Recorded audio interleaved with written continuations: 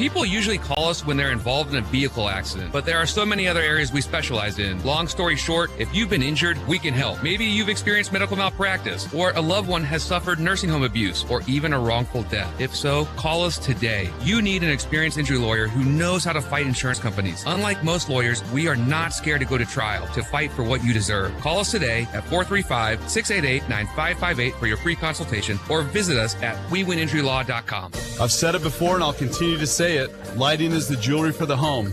Here at Wilkinson's House of Lighting, we go to every effort to find the latest and greatest new ideas and styles in decorative lighting. You may find it interesting, but we really do get excited about great lighting. We've recently returned home from the latest lighting trade show, where we found a number of exciting pieces. Those items have been arriving, and the showroom is filling up with fantastic new ideas that will make the statements you've been searching for. Come on in and get excited about lighting with us and see what's new. Wilkinson's, 88 East, 1160 South. It's fabulous. So fabulous. Fabulous Freddy's Car Wash. Want your car sparkling clean and to save big on gas? Now you can go unlimited for as low as $20 a month. That's right, get your unlimited car wash pass and save 20 cents per gallon on gas. But wait, it gets even better. The higher the wash package, the more you save. Up to 40 cents per gallon every time. Don't miss out on these incredible savings. Fabulous Freddy on River Road or North Bluff in St. George. Go unlimited today. Get ready. Let's wash our cars at Fabulous Freddy's. Power your adventure with the all-electric 2024 Subaru Solterra. It has the rugged versatility of standard symmetrical all-wheel drive and 8.3 inches of ground clearance. It's the most advanced Subaru ever with the latest safety technology and zero emissions. The 2024 Subaru Solterra. Love is electric. Come take a test drive and get 0% interest at 72 months at Findlay Subaru in St. George on the saving side of the freeway. Or shop online at FindlaySubaru.com or at 1453 Sunland Drive and feel the love at Findlay Subaru. See Hearst first and get more done this season with Ace's Red Hot Buys. Save $30 on Craftsman brushless toolkits and get a free high-powered battery with select Milwaukee and DeWalt tools. Find Craftsman and DeWalt hand tools just $14.99 each. Hearst is your canning headquarters with everything you need to get the pantry stocked. Save $2 instantly on Ball canning jars. Hearst General Store Ace Hardware, conveniently located in the heart of downtown Cedar City and St. George. Ace is the place with the helpful hardware, folks. Flynn Companies in St. George provides commercial building services to all of Utah. They bring your vision for the building to life without compromise. Flynn's customers have come to expect innovative solutions backed by unparalleled technical expertise and a disciplined approach to project building. Flynn Companies is a proud booster of the Southern Utah community and has literally helped to build it. Visit flynncompanies.com today.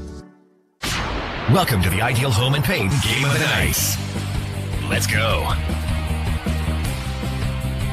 Good evening and welcome to Walbrook Stadium on a windy, somewhat rainy night, but we're not scared by that. We're here to play some football at your Ideal Home and Auto Paint Game of the Night on ESPN 97.7 FM. Carrick Segment, Rustin Burnside with you, and we'll jump right into a condensed Bucks Ace Hardware pregame show. Rustin's good to be back on the mic with you, my friend, and it should be a good one tonight in our Ideal Home and Auto Paint Game of the Night. Dixie, Pineview.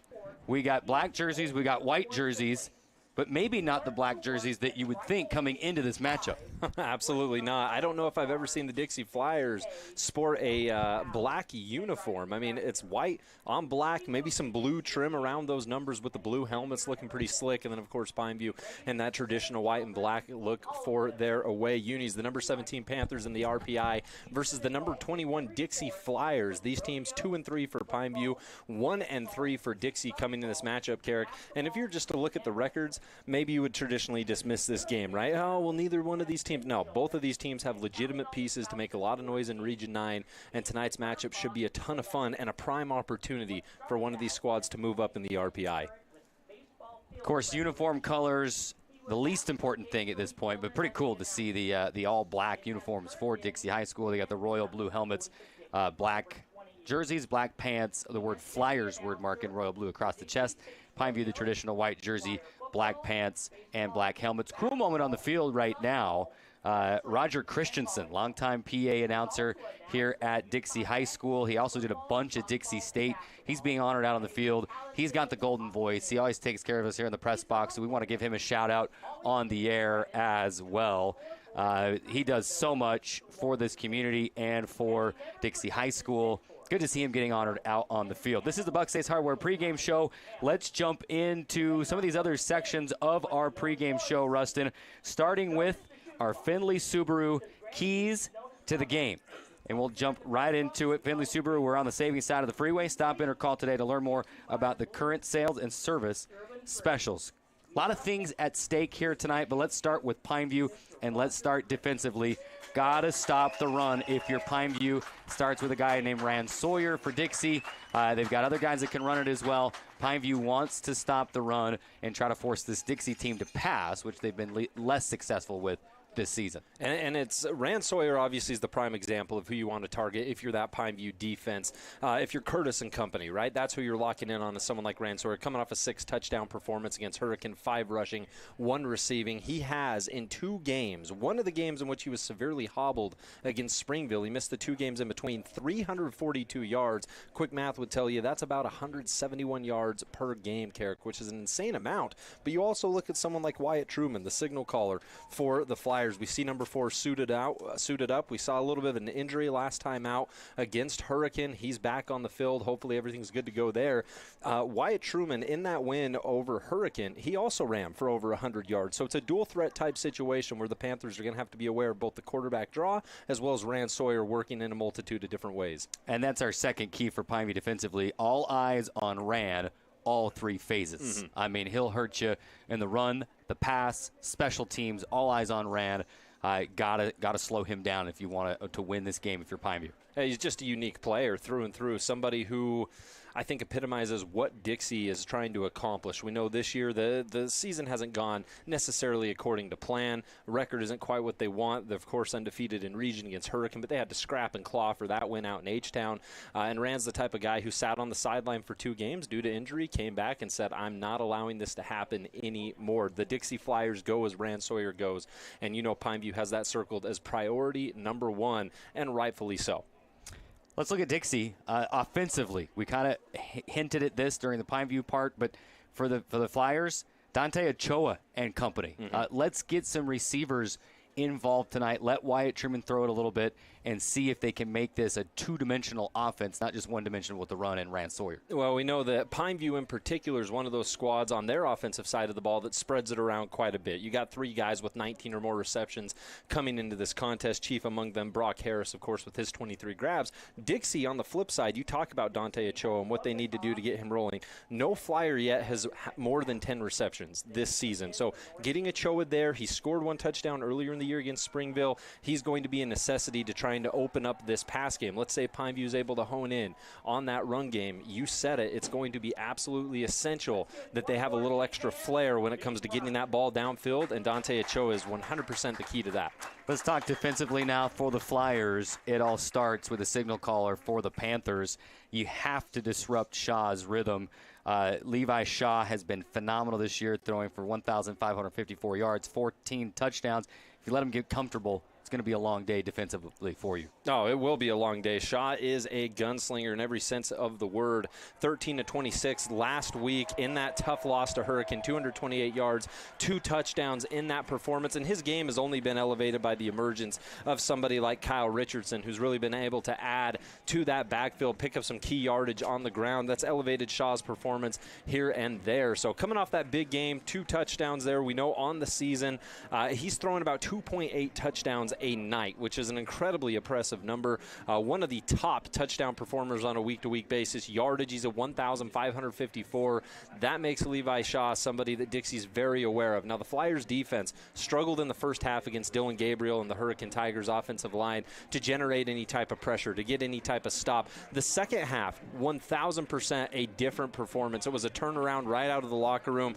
They held Hurricane in check, were able to mount that comeback after being down 28-14. And we love, for Dixie right now, the fans absolutely thrilled to see that defense kind of rise to the occasion. We know they've had games against Mountain Ridge where they gave up 58.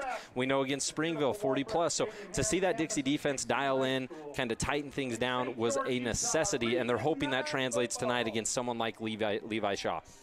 Findlay Subaru, we're on the savings side of the freeway. Stop in today.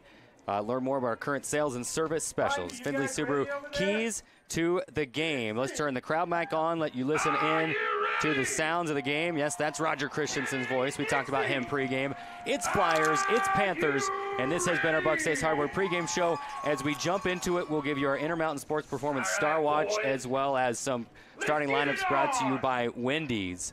But as it stands, 12 minutes up on the first quarter clock. Dixie will kick it away. Pineview to receive. Back deep for the Panthers. On one side is Quade Sorensen. And we'll get you the near side man here in just a moment. Kicker approaches the ball.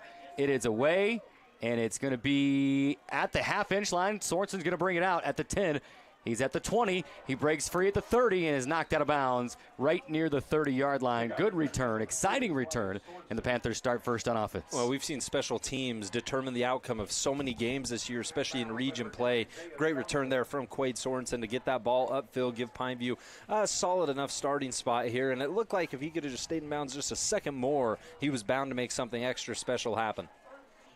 So Shaw brings the troops out onto the field. He'll start in the pistol at the left. His left hip is his back.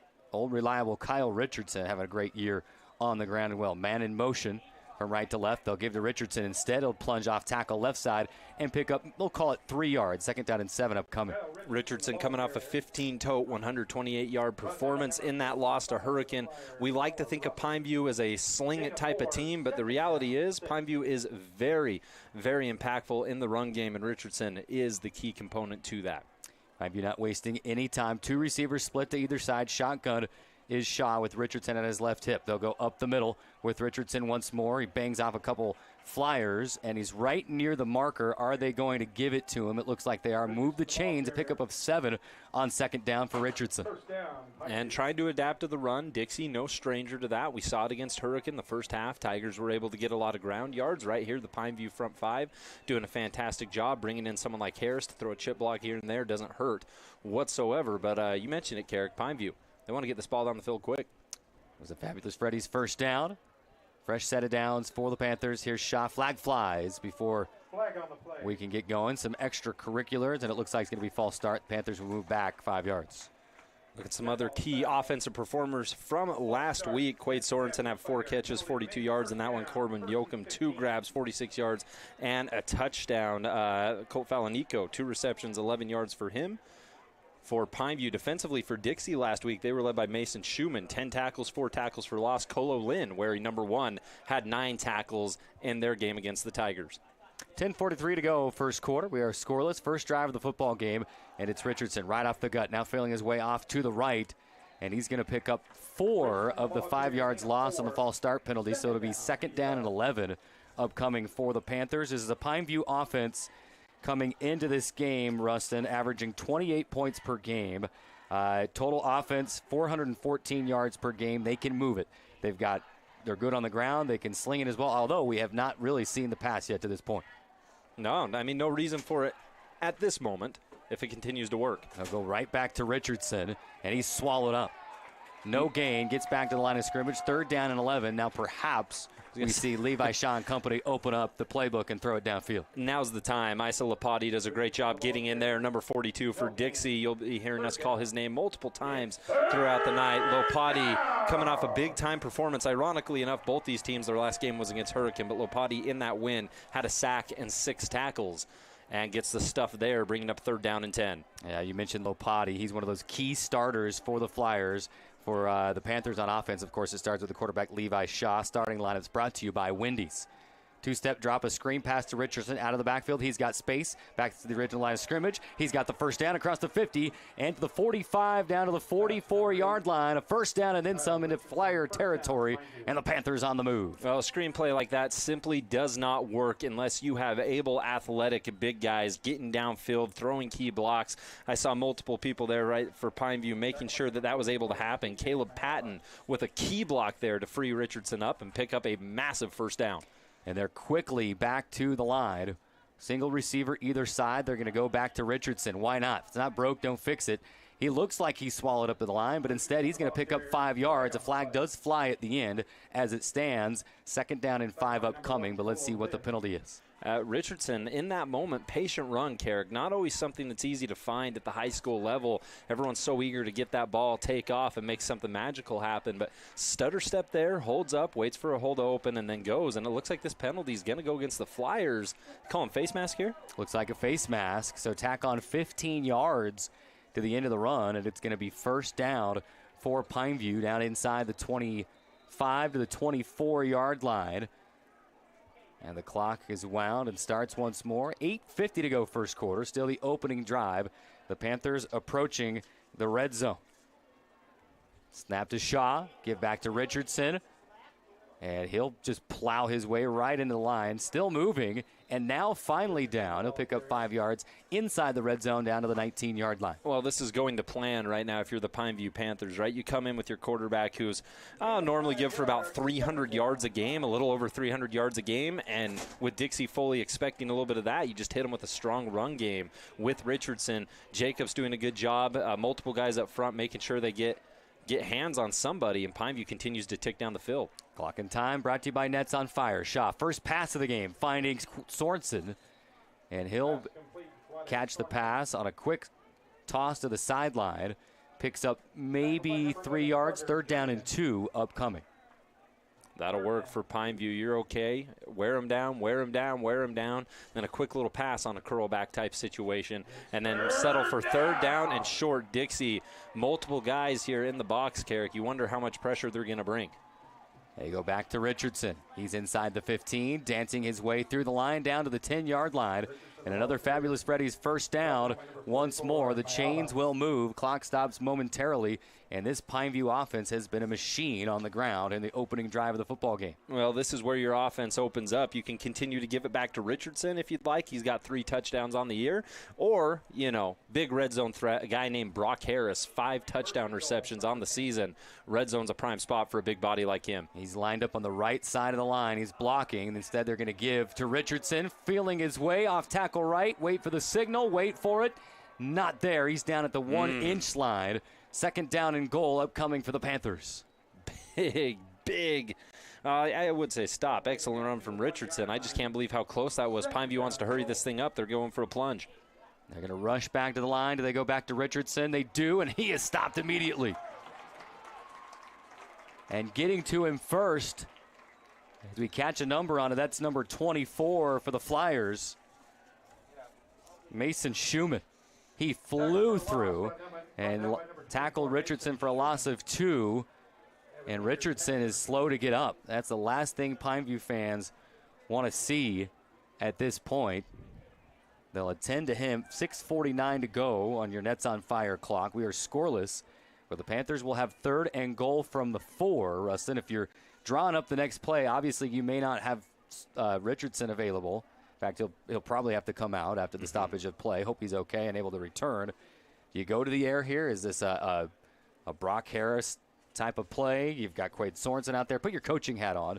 What do you want to see called in this next play? I think it's still a byproduct of the run game has been doing wonderful things for you this entire first drive, right? And I know it's fancy and it's intriguing and it appeals to you to maybe drop back and try something, especially if you get the route that you like. But the line's been getting good push. That was the last and only play that I can recall. Whereas something, has been a little bit resistant in terms of that. You've had stops at the line of scrimmage. That was the first tackle for loss, I believe, of this entire ball game, though, unofficially. So I'm okay. I'm content continuing on your situation to continue to try to pound that football down. I mean, this is 4-down territory anyway. Maybe you dial the pass up for a 4th down situation, I would imagine. Some high school teams, always impossible to choose and determine. Some guys like the field goal, and that's tough to see Richardson. I don't think he's putting any weight on that. That does not look good. Not putting any weight on that left foot or that left leg. They've got his helmet. Oh, man, that would be a big blow for the Panthers. And obviously our thoughts right now with Kyle Richardson, who came into this game, 89 carries, 473 yards, 3 touchdowns. It was on the brink of touchdown number 4. And really, nobody else on this Pineview team has more than 10 carries that's not the quarterback. So that is your run game for Pineview. A little wildcat, and the snap goes to number 11, Makafiafia, and he is in for a touchdown. There's your play call, Carrick. That'll work, right? You lose your running back there, and then you just come right back out and give it to one of your star big-time playmakers, put it in his hands, and let him do the rest with some excellent blocking up front. That was pretty much the script this entire first drive, and that's how it ends. So they brought 2 backs out to lead the way for him, and Fia slashes his way into the end zone. The Panthers lead at 6-0 on your scoreboard. 6:40 on the clock. And now the PAT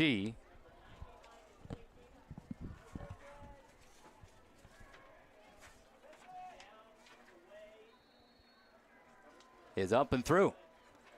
With 6:40 on your Nets on Fire clock,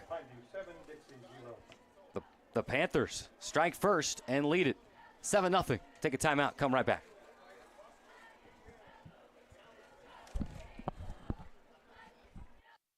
Ace is the place with the helpful hardware, folks.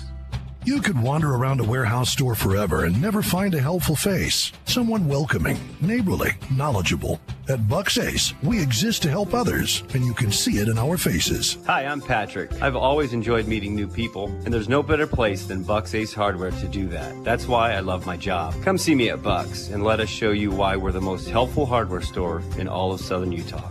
Ace is the place with the helpful hardware, folks. Welcome back to the action, brought to you in part by Ideal Home and Paint. Welcome back to Walbrook Stadium. Carrick Segg with Rustin Burnside with you. The Panthers strike first. Prolonged drive down the field. It took nearly 6 minutes off the clock, and it was Maka Fia with the 4-yard run into the end zone, and then Austin Thomas booting the PAT. Wasn't on my Max Preps roster, wasn't on the roster that was provided here at the window either, but Rustin coming through in the clutch with the Des News roster. Kickers are people too, Rustin. We got to throw their names out there when we can. Absolutely, man, and that's Russell Jacobs here with the send away.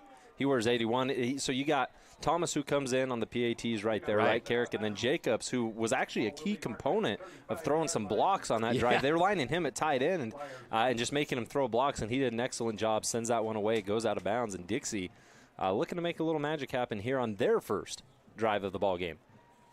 The Flyers, helped by the penalty, will start out to the 35-yard line.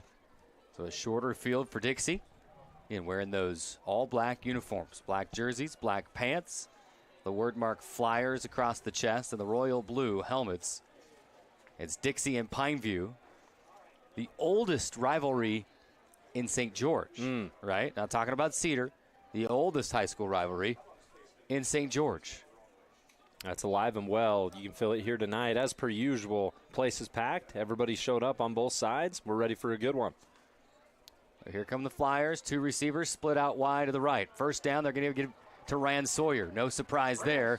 And he runs his way for 8 yards. It'll be 2nd down and 2 across the 40 to the 43-yard line. Fia on the tackle there for Pineview. Some of Dixie's big-time offensive performers last time they were on the field. Truman, 7-10, 48 yards, a touchdown interception, 114 rush yards. Sawyer, 6 touchdowns, 24 carries, 300 yards. They go right back to Sawyer. Feeling his way around the left edge, and he's got the first down and then some. Pick up a 5 yards out across the 45 to the 47-yard line, just shy of midfield.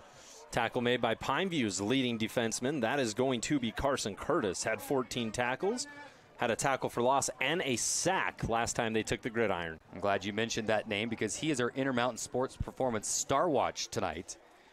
He's got sideline-to-sideline talent. He's a block slipper and a volume tackler. Here's Truman on first down, going deep, has his man, and the catch is made in traffic.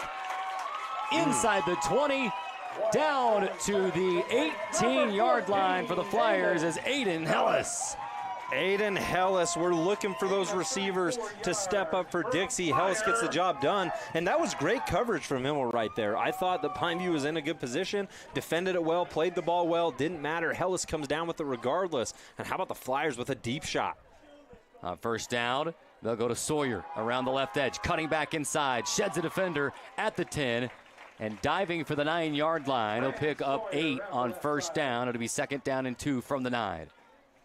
Remember, Truman only passed 10 times last time they were out. And, it wasn't for an abundance of yardage. They mostly used him as a running type situation. Here, it doesn't matter. They uncork number 4. That pass to Hellas setting him up here. And then, of course, Rand Sawyer doing what he's done. He slipped that Curtis kind of shoestring tackle there and ended up squirreling through for a couple more. Yep, one receiver split out wide to either side. Isaiah Johnson just came in as a tight end. He's going to block for Sawyer, starting right, cutting it back up the middle. And he gets down to the 5-yard line. It'll move the chain. So 1st and goal for the Flyers from the 5. They'll stop the clock to reset. And the Flyers will have 3 tries to find that royal blue end zone. Try to tie it up. Oh, Dixie going with the Wildcat of their own here, huh? Truman's going to come off the field and onto the field right now for Dixie. You got Kaisel Berize. Okay. Now he'll split out to the left. It's going to be Rand Sawyer in the Wildcat. High snap, brings it down, gets a block to the 5, diving for the pylon. Does he get it? He did. Touchdown, Flyers. Man, that's what Rand Sawyer does, right? For a moment, it looks as if the play's not going to go anywhere. He has to kick it out further than he probably initially intended, and then simply lowers the shoulder and makes sure that he stretches that ball across the pylon as he's pushed out of bounds. And we got ourselves a ball game. Pineview moved down the field at their own pace. Dixie does it pretty quickly, and they're an extra point away from tying this thing up here at DHS. 4:10 to go. The PAT pending. The kick is up. And it is through. We are tied at 7 under We Win Injury Loss scoreboard. 4:10 to play in the first quarter. Strap on your seatbelts. This one's going to be a fun one. Take the break. Come right back on ESPN 97.7. What's up, Southern Utah? This is Casey Winters from Nets on Fire, where it is always basketball season. The new school year is here, which means basketball season is only a few months away. Get your game on point at Nets on Fire. We have amazing expert trainers ready to work you out in a group or individual training. Hustle over to netsonfire.org to see our full schedule of individual training, group training, camps, leagues, tournaments, and events. Nets on Fire, building champions on and off the court. Welcome back to the action, brought to you in part by Ideal Home and Paint.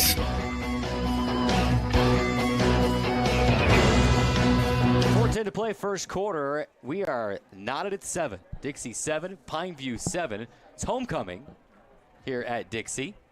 A lot of festivities. I'm sure that'll make halftime a little bit longer, and it'll give us more time to break down what I'm sure will be an extremely exciting first half, because the first 8 minutes have been fantastic. Each team scoring a touchdown on their opening drives. And now we see what adjustments the defenses can make. And we'll see, maybe with Richardson out, maybe Pineview airs it out a little bit more. This kick fielded just inside the 10. Across the numbers on the right side at the 20. Still on his feet at the 30, the 40. Midfield. Still on his feet at the 40. Cutting back inside 30. Middle of the field 20. 15. And inside the 15 to the 14-yard line, it's Maka Fiafia. Fiafia has just been making things happen. Obviously had that touchdown to start things off for Pineview when Richardson went down, and there with a big-time return. Now we await the flag and the contents therein. I didn't even see where did it go down at, Carrick. Where did they throw the flag at? Looks like maybe up around Pineview's 37? Yeah. Pineview's own 37-yard line. It was hidden over there. Which is about where Fiafia broke free. Yes. That's when he was able to break away. Right there, and they're going to say the hold enabled him to break free. No shortage of explosive plays already. 3:54 on your Nets on Fire clock, and we are tied at 7. Elsewhere in Region 9 tonight, Snow Canyon at Crimson. Hurricane is at Cedar. Off tackle, left side, and it's a first down for Pineview. It's the new running back, Garrett William. And it's a first down and then some. Across the 40 to the 45-yard line. And the Panthers going to move the chains even without Richardson in the lineup. Yeah, and right now if you're Pineview, Dixie's hoping, right, that you abandon that run game and that you have to go through the air and that they make you one-dimensional. Panthers not content for that to be the case. They're going to continue to try to pound the rock and then sprinkle in the pass here and there, especially when it continues to work as well as it has. Williams still at the left tip of Levi Shaw. One receiver split out to either side. Brock Harris lined up on the edge of the line on the right side. Play action. Shaw to throw. Loads up. Has a man. Catch made. 10-yard line. Ooh. Panthers in business inside the red zone. Colt Falanico coming down with it. Had 2 grabs last time against the Tigers. This time they unleash him deep, and Shaw had all day to let that ball go. Stood in the pocket strong and delivered. We've seen 2 great deep balls from both quarterbacks here, and just like that, do you take away the great kick return? Doesn't matter. Shaw and Falanico get them right back inside the 10. Clock rolling. 3 minutes to go. Go back to William. Bounces off a defender to the right, and then is swallowed up and brought down. We'll call it no gain. Second down and goal upcoming from the 8-yard line. Go back to the Panthers right now, where they just have a variety of different ways to possibly score the football here. We know Harris is a threat in the red zone. We know that they can continue to go to William or run that Wildcat if they get a little closer. This time, they're going to line Jacobs, the tight end, out. 3 receivers here on the near sideline. 1 solo, that's Quaid Sorensen, all by his lonesome. Here's Shaw, working his way out to the left, floats to the end zone, picked off in the end zone. Threw it into traffic, and Tano Anzalone makes the catch. Man, that is the type of play that can absolutely change a ball game. I don't want to be too cliche here, Carrick, especially in what is a 7-7 ball game in the first quarter. But, I mean, that's such a big deal. Pineview moved the ball down the field the first time pretty well, right? This time they have a deep bomb. Shaw rolling out to his left, a right-handed passer. Maybe didn't quite have his feet set the way he wanted to. Just kind of toss that one up into double coverage, and Anzalone just makes a fantastic grab to send this back to the Flyers. 2:21 to play in the first quarter. We're tied at 7, and now the Flyers with a fresh set of downs offensively. Here's Sawyer, leaps over to player on the ground, and then it's met by a couple of white jerseys. He'll pick up 3 yards on the play. 2nd down and 7 upcoming. Leave it to Rand Sawyer to make a 3-yard pickup. Man, look, that exciting. That exciting, and what a hit. Andy Pava, the sophomore, doing a good job for Pineview, landing that hit of an airborne Sawyer. Here's a sweep from the left edge over to the right, and the tackle made, and that's Weston Gilmore on the rush. Yeah, Gilmore gets an opportunity there to tote the rock, does a solid job, makes it 3rd down and manageable. With the Flyers, they're just going to simply have Sawyer right behind Truman. And, I mean, you have an idea, most likely, of where this ball's ending up, right, Garrick? 3rd down and 3. Surprise, surprise. Here's Rand Sawyer, lowers the shoulder and delivers a blow to the defender, and he's across the 30 out to the 33-yard line, and a fabulous Freddy's first down for the Flyers. I'm not in the Dixie locker room, all right? I don't travel with the team. I'm not in the coaching staff, but I would imagine that anytime they face a 3rd down and short, 4th down and short, anything within 3-4 yards, I mean, you basically have your 100% go-to play, right? Just put it in the belly of Rand Sawyer and watch him work.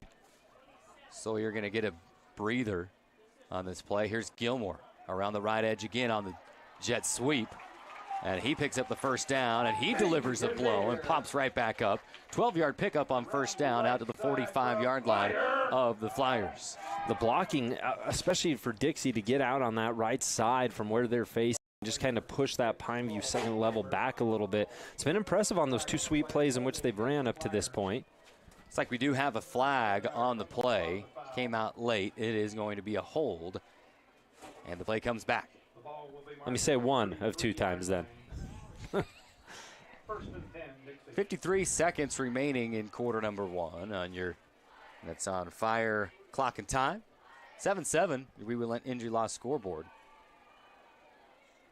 His first quarter has flown by. Both teams just pounding it on the ground, so that clock continues to run.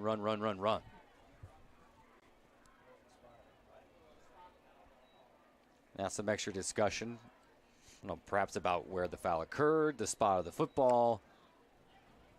They'll get it figured out. And the Flyers will have first down and 15 when all is said and done. Well, let's take this quick break here, Carrick, just to remind our audience here, whether you're streaming on sportsradio977.com or listening right here on ESPN 97.7 to our Ideal Home Paint Game of the Week. This game last year was one of the best games of the year. 29-28 victory for Dixie on a comeback.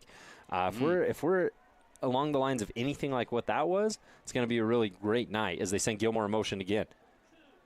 And it's Sawyer. Starts right, cuts it back up, picks up 1 yard out to the 30-yard line, second down, and 14 upcoming. The thing about Rand Sawyer is it doesn't matter which way he starts on a run. You can almost guarantee he's not going to finish the run that way unless there's a big hole off that side. He's shifty. He'll find the gaps, and he'll get downfield. Yeah, very much an off-script back. That time, Pineview just really stout stoppage there for this Panthers front. They needed a little bit of that just to say, hey, we can do it. We know we can. This is a team that's been tested against the run multiple times this season. Get a little bit of a stop there as we're still hanging out till the end of the first quarter. Clock officially drips dry, and we got quarter two on the way. Into the first quarter at Walt Stadium. We are tied at 7. 7-7. We go to quarter number 2. We'll take the break and come right back on ESPN 97.7.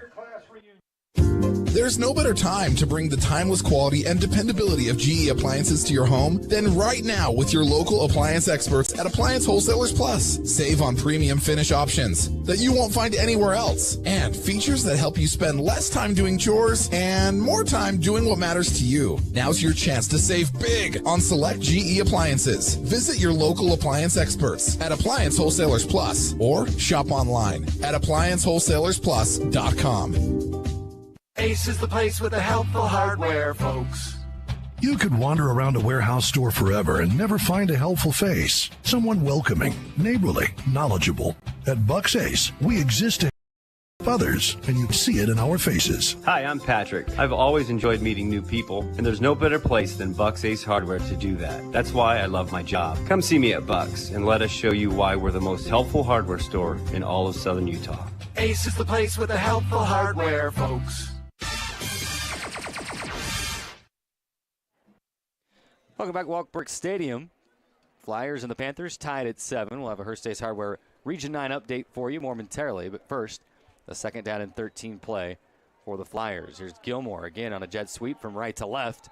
And he'll pick up, we'll call it 4 yards. It'll be third down and 9 upcoming for the Flyers. What was that score that you just saw there, Rustin? 7-0 Crimson? Yeah, Crimson Cliffs up currently right now 7-0 with about 3 minutes left there in the first quarter. And what should be a great game against the Snow Canyon Warriors. Obviously, we know Snow Canyon coming off that win over Cedar. Looking to, turn their season around with some great region play. They've got 2 wins consecutively after a slow 0-3 start. But right now, it's the Mustangs with the lead. Coming off that big-time win off Desert Hills, still projected your favorite right here in Region 9. Third down and 9. 2 receivers split out wide left. Now a man in motion. It's Gilmore from left to right. He'll give to Sawyer. Starts left, cuts it all the way back to the right. There's a swarm of white jerseys, and Sawyer's going nowhere. Loses 4 yards. And Dixie going to have to punt the football for the first time tonight. He's not going to get any type of statistic here, Carrick, but you got to shout out someone like Max Durst, who's been big for this Panthers defense throughout the year. He was the first one in the backfield, first one to put hands on Sawyer, slowed him up for just a moment to allow the rest of the Pineview Panthers to gang up around Rand and take him down to the turf, forcing a Dixie punt here in a 7-7 ball game. So the Flyers going to punt, standing at their own 15-yard line. Pressure comes, but the punt is away and fielded right at midfield. And that is where Pineview will take it. Fia flew in there, kind of lost his footing as he did so, but was able to secure the football right at midfield. Yeah, a very risky move there from Fia to come and secure it. I mean, he absolutely enabled that ball didn't take any friendly Dixie bounce, and it's going to put him right, basically right at the 49. You give them a yard, and they're going to be instantly into Dixie territory. Great starting position for the Panthers here with 10:20 in the second quarter. Game tied at 7. Both teams, if you're just joining us, scored on their opening possessions of the game. Then both teams, Pineview had an interception, and then Dixie had to punt away. But here's possession number 3 for Pineview. And off tackle to the right side. Football is loose on the turf. Dixie pointing their way, Pineview pointing their way. Who's actually got it? We'll wait for the signal, and it's Pineview football after a pickup of maybe 3 yards. 3rd down and 7 upcoming. Yeah, it's a good thing that the officials in any level of football don't look for the first pointer to determine who got the football, because it's common. Yeah. It's habit, right? We have it. They have it. Everybody has it. Once they uncover that pile a little bit, they give it back to Pineview. But the interception, near fumble there, the Panthers have been explosive. They definitely probably want to tighten up that ball security just a little bit moving forward. It was William on the carry, and he'll get it again. This time right up the middle. He's got a big hole, and he goes for 6 yards, 3rd down and 2. Got to appreciate that too right now. Just confidence in someone like William for Pineview. That ball's nearly put on the turf. A lot of times coaches will pull him or not go back to him for a while. And I know injury makes it to where you don't have as many options, but just simply giving it back to the kid and say, make a play for us, and he does so. They go quick. Back to William on 3rd and 2, and he gets just that. Needed 2 yards, gets 2 down to the Flyer 40-yard line. Clock stopped momentarily at 9 minutes, 11 seconds remaining. Now it's wound again. Fabulous Freddy's first down for Pineview. Continue to move the football. And, I mean, it's been the same strategy. We know that Shaw had that big pass to Falanico earlier, but the run game has been ever so important for the Panthers here in this first half, something that I don't know if a lot of people necessarily anticipated, specifically that Dixie defense. Quade Sorensen split out wide to the right. He's got one-on-one. Instead, a slant route in the middle of the field was down at the turf. And they're going to say it's caught. They do. He slid, and he caught the football. What a catch. Russell Jacobs. Jacobs, he's been doing a lot of blocking here today. Had to make a extra effort to get that football. Well, let's say get his hands underneath that football, because that was tight. We get a good look at it here via our stream. And see anything there, Carrick, out of the ordinary? Yeah, Looks like a grab. I think he got the arms under it. Went down, secured the football. 2nd down and 1 upcoming. Here's the snap, and give to William, and he needed 1, got 3 inside the 30 down to the 29-yard line. And a Fabulous Freddy's first down for Pineview. Reminiscent of their first drive, just plunging their way downfield, chipping away each down and moving the chains. And William going to stay in the game at the left tip of Levi Shaw in the shotgun. Sorensen split out wide right, all by his lonesome. And they go to William right up the middle, stumbling, bumbling his way for 8 yards. 2nd down and 2 upcoming.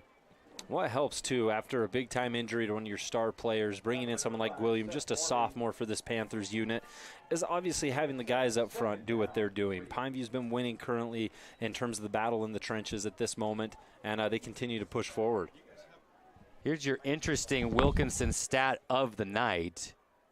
According to the Max Prep stats, William did not have a varsity carry coming into the football game tonight. And he's doing a great job on 2nd down. Here's Shaw to the sideline, a little bit of contact. Referee says no penalty. Incomplete. It'll be 3rd down as the Panthers live to see another down.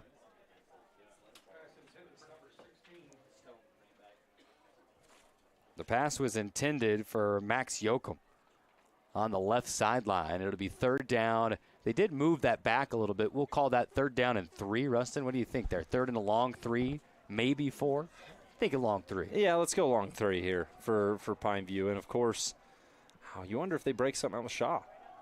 But no, here's William. He trips but dives forward. He is great at that. Once he kind of loses the footing a little bit, goes low, dives, and gets the 3 yards needed for the first down. It'll be first down and 10 right at the Dixie 20-yard line. Well, it's simply a mindset, right? Whoever's been coaching up someone like that has done an excellent job saying anytime you start to go down, anytime you start to lose balance, what you focus on is not making some extracurricular activity. It's about plunging forward and making sure you pick up the extra yards while you still have a chance and have some momentum behind you. Brock Harris has yet to be targeted tonight. This could be his territory. Shaw drops back, fires across the middle. Catch is made by Fiafia. He's got the first down inside the 10-yard line, down to the 7-yard line. It'll be first and goal for Pineview. Pineview has been inside the 10-yard line now on each of their 3 possessions. They scored a touchdown, threw an interception into the end zone on the second drive, and now here they are knocking on the goal line door once more. How about a little bit of pocket maneuvering there from Levi Shaw, Carrick, as have a timeout here on the field. Shaw, under a little bit of rest, steps up on the run, delivers a dot to Fiafia, and Pineview in business. 6:27 to go. Pineview going to take a timeout, so we'll take it as well. We'll come right back with a first and goal for the Panthers on the 7-yard line. Feeling held back by pain? It's time to discover Dixie Chiropractic, where we're all about making life extraordinary. Whether you need to recover from a car accident or if you're just tired of chronic pain, we're here to help you live your best life. We don't just treat symptoms, we get to the root of the issue. Dr. Ward Wagner and his team use cutting-edge methods to ensure your journey to wellness is as effective as it is compassionate. Visit DixieChiro.com or call Dixie Chiro at 435-673-1443 to live life pain-free. DixieChiro.com. Wendy's knows everyone hates cold, soggy fries. That's why at Wendy's, they serve them up hot and crispy every time. Yep, Wendy's means always hot and crispy every single time. So don't risk going somewhere else with natural skin-on potato. Welcome back to Walbrook Stadium. Dixie and Pineview tied at 7 for now. It is first and goal for Pineview at the 7-yard line out of the break. And it's going to be Wildcat to Fiafia. Low snap, brings it up, lunging toward the goal line. Did he get there? He did. Near side official says, yeah, buddy. Touchdown, Panthers. Fiafia, his second of the night. Give him 2. I mean, Williams has been doing all the running in terms of subbing out for Richardson, but in the red zone, Fiafia adds that extra element of explosiveness, uncertainty, right? If you're Dixie's defense, it's a unique look. I know you saw it on the first touchdown play, but it's always hard to adjust to those Wildcat looks because the possibilities are endless, right? You don't know if this guy can actually uncork one, if he's going to make a pass on a quick slant, or if he's simply going to run it down your throat or pitch on an option. It just really makes things difficult to guard from a defensive standpoint, and we're seeing it in effect as Pineview scored 2 times off that Wildcat Fiafia dry. PAT is up and through on your We Win Engine Live scoreboard. Pineview 14, Dixie 7. 6:21 to go on the Nets on Fire clock. We take the break. Come right back with more on ESPN 97.7. Wendy's knows everyone hates cold, soggy fries. That's why at Wendy's, they serve them up hot and crispy every time. Yep, Wendy's means always hot and crispy every single time. So don't risk going somewhere else. With natural skin-on potatoes, every order of hot and crispy fries is prepared to golden goodness and perfectly sprinkled with sea salt every time. Head to your St. George Wendy's today to get your hot and crispy fries and make every day a Friday. There's no better time.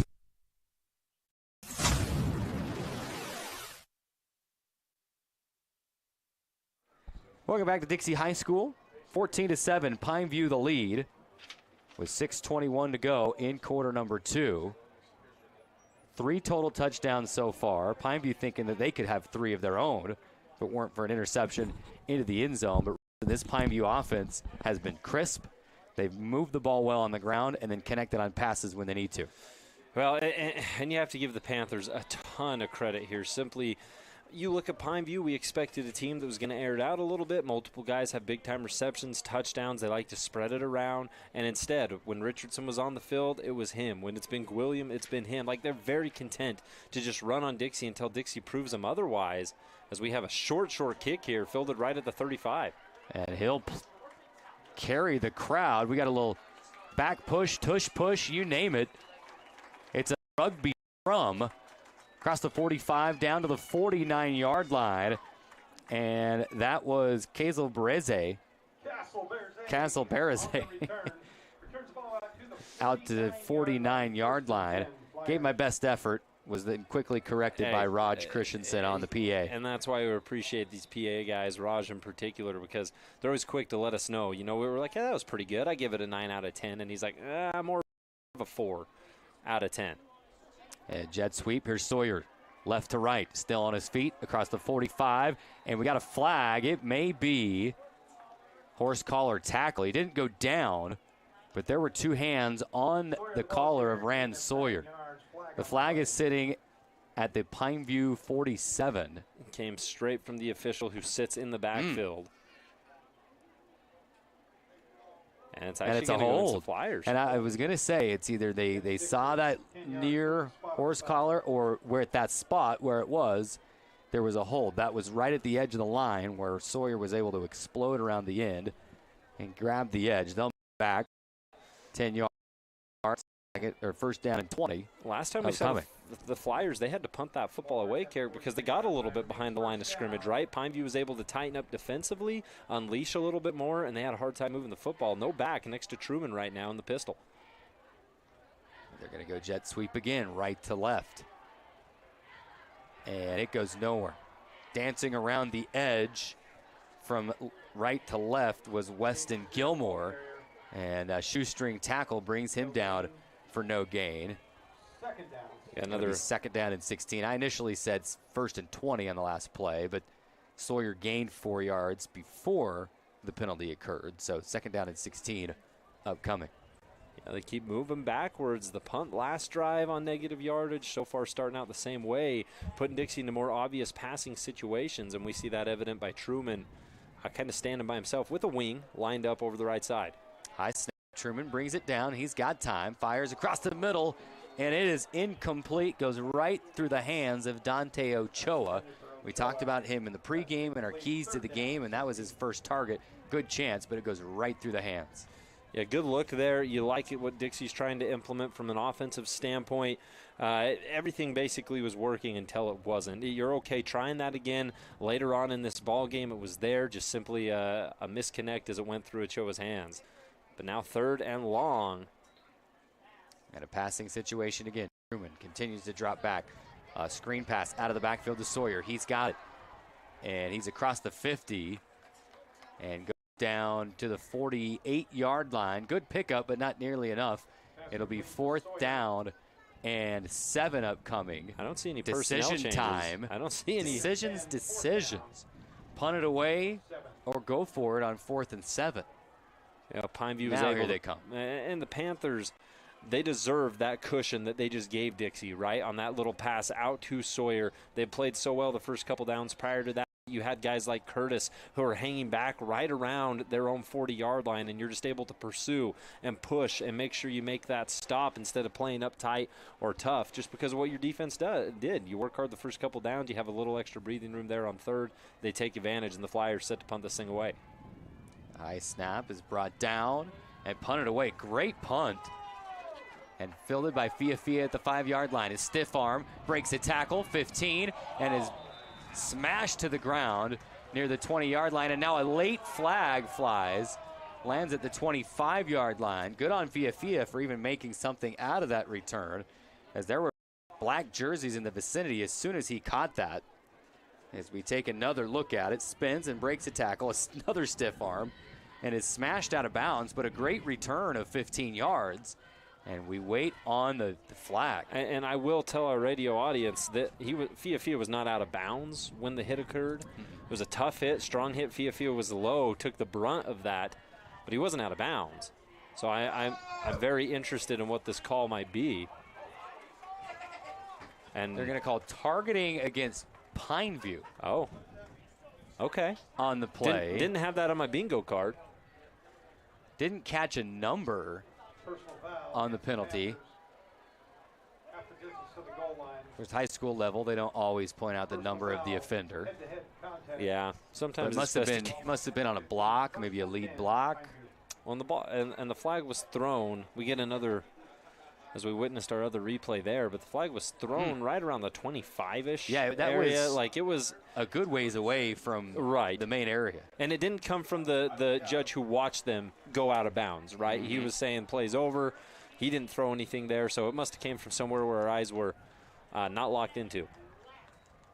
So first down, longer field than they originally anticipated, but here's Gwilliam exploding through the line. He's got 9 yards. Second down and 1. I tell you what, I don't know if you heard me mention that Wilkinson stat earlier. According to the Max Prep stats that I have, Gwilliam did not have a varsity carry coming into the game time. I don't have one either. And he has looked fantastic. Yeah, he just a sophomore coming in, getting some opportunity here with Richardson out. I mean, Richardson had all the carries, right? Nobody else on this Pineview team had more than 10 that wasn't the quarterback, and the quarterback only had 11. So very much a single back operation that's changed tonight, and it's worked. And they go back to Gwilliam. And he's got the first down off tackle left side. Needed 1 yard, picked up 4 across the 20 to the 22-yard line. The chains will move. Another fabulous Freddie's first down. We talk about a commodity that I won't say that nobody knew about. Obviously, anybody watching JV football probably knew a lot about this kid. But your main runner comes down, and you just plug and play. Jacobs moves from right to left in motion. They give back to Gwilliam.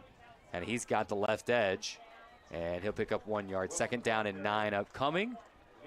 Clock rolling at 3 minutes. Pineview leading 14-7. Remember, Pineview had the ball first, so they love to just bleed the clock down here and punch one in before halftime.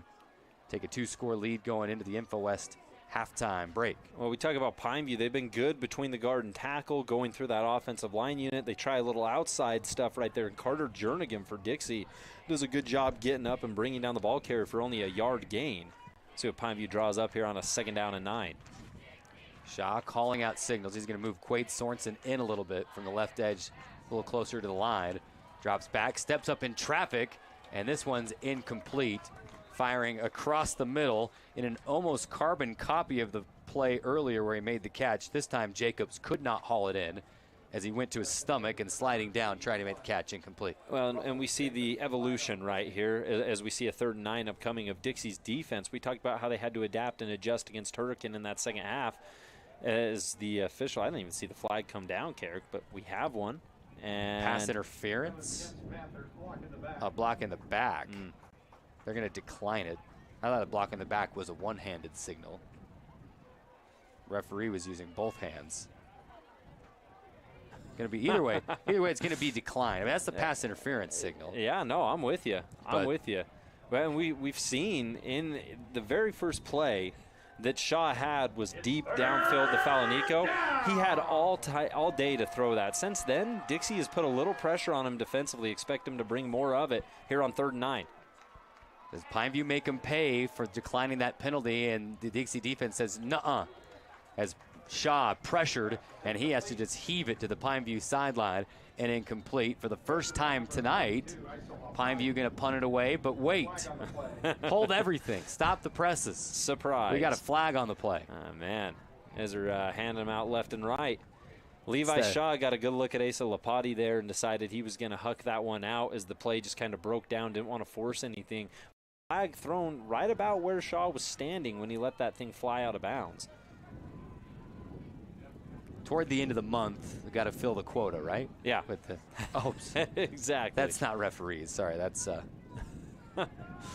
Well, they're whatever it is, they're getting it done tonight. Another stoppage. Officials discussing. You hear the fans getting a little restless there via our crowd mic. There's a night that you don't want extra stoppages, Rustin. It is tonight. I was going to say the skies are a little dark. Still, you want to play this thing through as far as you can. Heaven forbid anything else happen. We did have some delays pregame. Game started on time. Yeah. Warm-ups were cut a little bit short. We were kind of cutting things close, getting set up for the broadcast because we couldn't get up on the booth to set it up because of a lightning delay. Here comes the call now.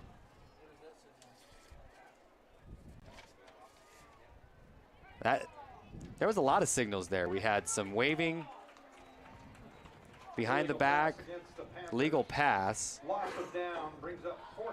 Legal pass is the call, and it's starting to rain. Starting to pour. That's a good healthy rain flow right there. Now football in the rain, that's all right, as long as we don't see any lightning hanging around. illegal pass. Don't we just refer to that as intentional grounding? You know what? Yeah, that makes sense to me. Well, best wishes to our cameraman, Big Game James, up on the booth. They're going to punt out of their own end zone and into the wind, and it goes nowhere. Out of bounds inside the 20 at the 16-yard line, and now Dixie going to have a good chance to punch one in before halftime. Here come the umbrellas. And you can see it on your screen as well. It is pouring. That is a great shot. I was trying to do my best impression of a weatherman before the game. Yeah. Looking at my phone, looking at my weather app, and I'm telling AT, he's like, are we going to have rain tonight? I'm like, no, look at the radar map. It looks like by this time we shouldn't have anything else serious come through, but boy, was I wrong. Man. I mean, look at Dixie, a prime position right here, courtesy of their defense. On first down, Rand Sawyer splitting a couple of defenders, leaping, and he picks up 8 yards on first down and 10. He's right to the 10-yard line. The Flyers do have a first down available. And you can at also the 8. You can hear on our crowd mic too. Wind's picked up a little bit.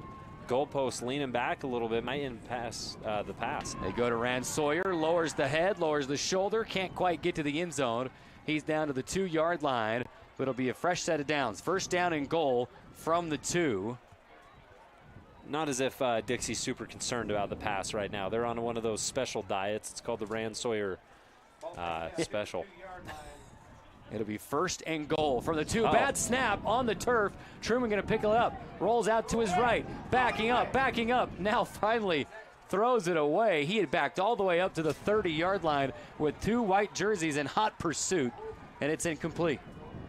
Man, that was, I admire what Truman's trying to do, right? You pick it up.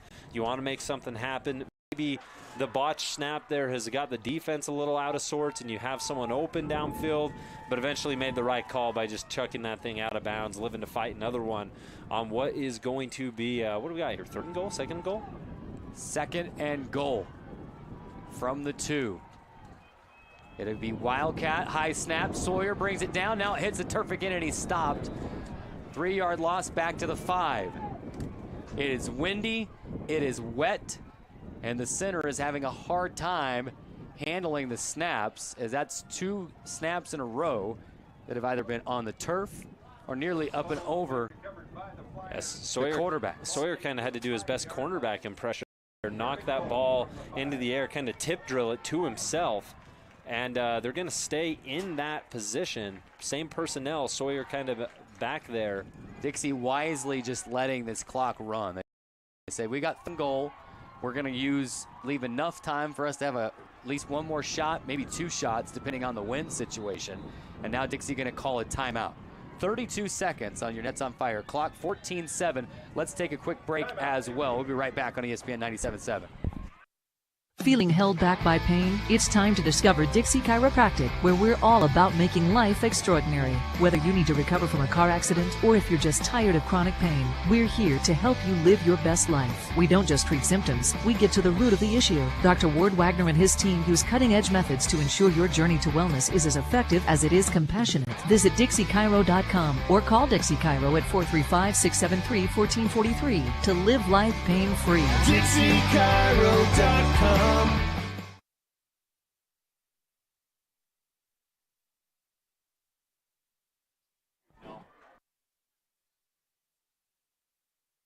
Welcome back to Walbrook Stadium. 14-7, Pineview leads it, but 32 ticks remaining. And Dixie going to have third down and goal from the 5. The first 2 attempts very affected by the water, the rain, the wind, a low snap and a high snap. And now Dixie will try to dial it up, dial it down, say, hey, can we keep the towel on that thing before it's absolutely time for the down? The last play they ran was Sawyer in the Wildcat, had to bat that ball in the air to keep it. They'll keep that same personnel on the field for third down and goal. Here we go. Lopati into lead block for him, and he's going to lay a block. Sawyer, lower shoulder, diving for the end zone. Touchdown, Flyers. Rand Sawyer Well, you talked about it, Carrick. Lopati coming in, throwing a block, use that big body, that frame to create separation. Rand Sawyer does the rest. And what we've been witnessing here is, let's just call this the year of the Wildcat. I mean, Pineview doing it a couple times with Fia. Rand Sawyer doing it there.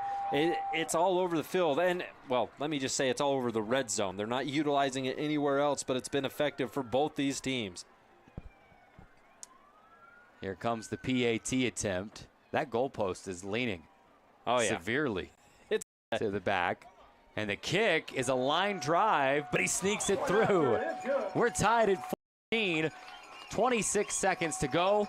Let's keep it right here. We've got the halftime break, an extended break coming up here quickly. How big is that, as Mother Nature definitely plays a factor? I mean, we're talking about Pineview possibly going down. Bleeding clock, punching one in, taking a 2-score lead. Pineview has some penalties. They go backwards a little bit, and then all of a sudden the wind and the rain and the punt that goes maybe a net, 5 or 10 yards, and then it's the Rand Sawyer show, and the Flyers able to tie this thing up right before halftime. Well, just like the comeback against Hurricane, Carrick, 2 weeks ago, it all started with the defensive effort, right? We seen Dixie dial it in defensively, get a little pressure on Shaw. He had to throw it away. Pineview didn't do themselves any favors with a couple of those yellow hankies intended directly at them.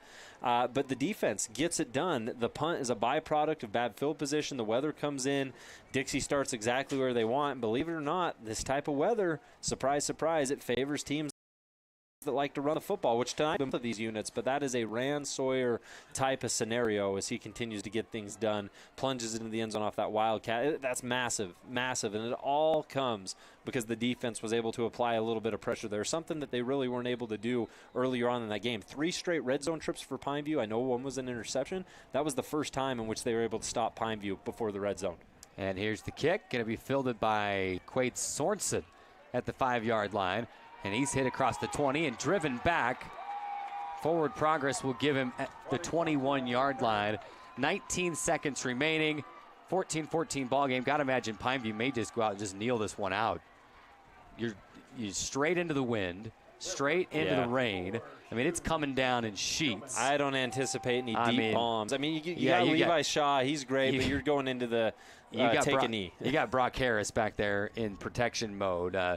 I can't imagine they're doing anything but kneeling this out. We're going to get into the InfoWest halftime break with a tie ball game. And here's Shaw. Takes the snap and kneels down to end the half as the final seconds will tick off, and it's going to be 14-14. Mother Nature making a cameo appearance in this one, and we are tied at 14. These guys, they got to be loving it, though, right? I mean, this is what you dream of in the backyard. Tie ball game. It starts raining. The elements. I mean, what a game. 14-14. Penny, for your thoughts on the first 24 minutes of football here at Walbrook Stadium. I've been impressed by both of these teams and simply the red zone efficiency, right? What they've been able to get done and do when they have moved the football downfield. It's been a heavy dose of run. We expected that with Dixie. I don't know if that was necessarily the case for the Pineview Panthers coming into this matchup, and yet they've delivered. Even when their star running back ended up going down, it's been a steady diet of running the football to set up the pass. Dixie's been excellent. We've seen Truman uncork one earlier in this game. I just feel like both offenses have been highly complemented by both their pass and run game. They're working on all sides for both these squads. It's been the defense in spurts that have really been able to swing the momentum, right? We talk about Dixie's defense right there forcing a stop prior to the end zone for the first time all game, and they score off it. We've seen Pineview's defense force a Dixie punt and score off of that. So it's been the defense that's been the key component here. Both offenses pretty evenly matched right now, but whatever defense in the second half ends up making the most stops, forcing the most turnovers. Sounds cliche to say, but that's likely going to be your big-time difference maker because these offenses seem to be going blow for blow. It is halftime.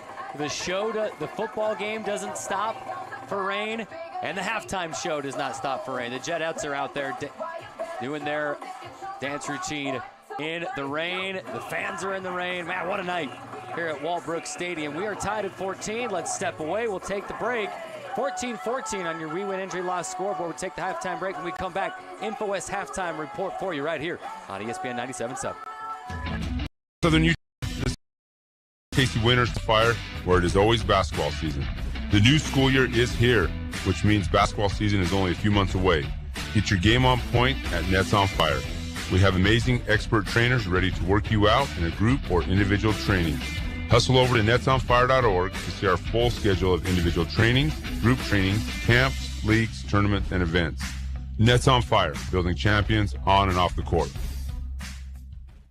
Flynn Companies in St. George provides commercial building services to all of Utah. They bring your vision for the building to life without compromise. Flynn's customers have come to expect innovative solutions backed by unparalleled technical expertise and a disciplined approach to project building. Flynn Companies is a proud booster of the Southern Utah community and has literally helped to build it. Visit flynncompanies.com today. It's fabulous. So fabulous. Fabulous Freddy's Car Wash. Want your car sparkling clean and to save big on gas? Now you can go unlimited for as low as $20 a month. That's right, get your unlimited car wash pass and save 20 cents per gallon on gas. But wait, it gets even better. The higher the wash package, the more you save. Up to 40 cents per gallon every time. Don't miss out on these incredible savings. Fabulous Freddy on River Road or North Bluff in St. George. Go unlimited today. Get ready. Let's wash our cars at Fabulous Freddy's. There's no better time to bring the timeless quality and dependability of GE appliances to your home than right now with your local appliance experts at Appliance Wholesalers Plus. Save on premium finish options that you won't find anywhere else, and features that help you spend less time doing chores and more time doing what matters to you. Now's your chance to save big on select GE appliances. Visit your local appliance experts at Appliance Wholesalers Plus or shop online at ApplianceWholesalersPlus.com. Hi, it's Tyler with We Win Injury Law. People usually call us when they're involved in a vehicle accident, but there are so many other areas we specialize in. Long story short, if you've been injured, we can help. Maybe you've experienced medical malpractice, or a loved one has suffered nursing home abuse, or even a wrongful death. If so, call us today. You need an experienced injury lawyer who knows how to fight insurance companies. Unlike most lawyers, we are not scared to go to trial to fight for what you deserve. Call us today at 435-688-9558 for your free consultation, or visit us at WeWinInjuryLaw.com. InfoWest, the Internet people, are proud to be your local Internet provider. Being local means supporting our community. As InfoWest celebrates 30 years of business, we want to introduce you to one of our friends. Hi, I'm Kylie Field from the Women's Business Center of Utah, and I'm excited to invite you to our 6th annual Exploring Possibility Conference. Join us on September 5th from 4 to 8 p.m. at the Courtyard by Marriott in Cedar City. Don't miss this inspiring event. Register now at wbcutah.org. We hope to see you there.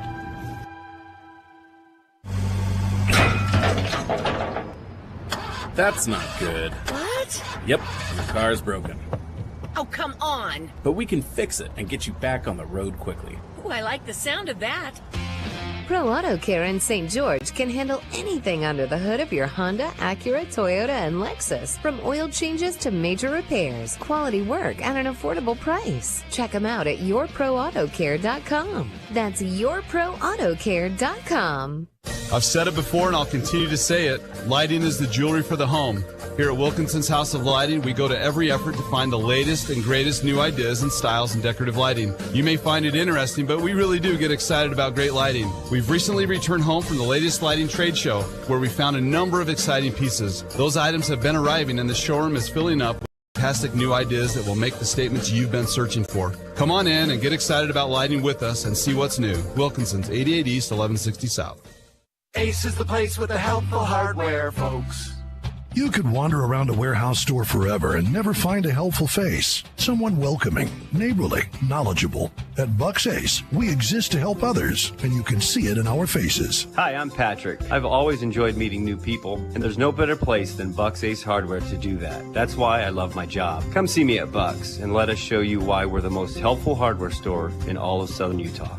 Ace is the place with the helpful hardware, folks. The annual Fill the Bus School Supply Donation Drive is going on now at Findlay Subaru. Take your donations of school supplies, including things like juice boxes, crackers, socks, and underwear, to Findlay Subaru before August 31st and help make a difference for local students. We live in a wonderfully prosperous community, but there's still a significant need for school supplies. Your contributions will fill the bus and fill their hearts. Fill the Bus is brought to you in part by Fabulous Freddy's Car Wash, homemade ice cream, and your friends at Findlay Subaru. Together, let's drive success for our kids. It's fabulous. So fabulous. Fabulous Want your car sparkling clean and to save big on gas? Now you can go unlimited for as low as $20 a month. That's right, get your unlimited car wash pass and save 20 cents per gallon on gas. But wait, it gets even better. The higher the wash package, the more you save. Up to 40 cents per gallon every time. Don't miss out on these incredible savings. Fabulous Freddy on River Road or North Bluff in St. George. Go unlimited today. Let's wash our cars at Fabulous Freddy's.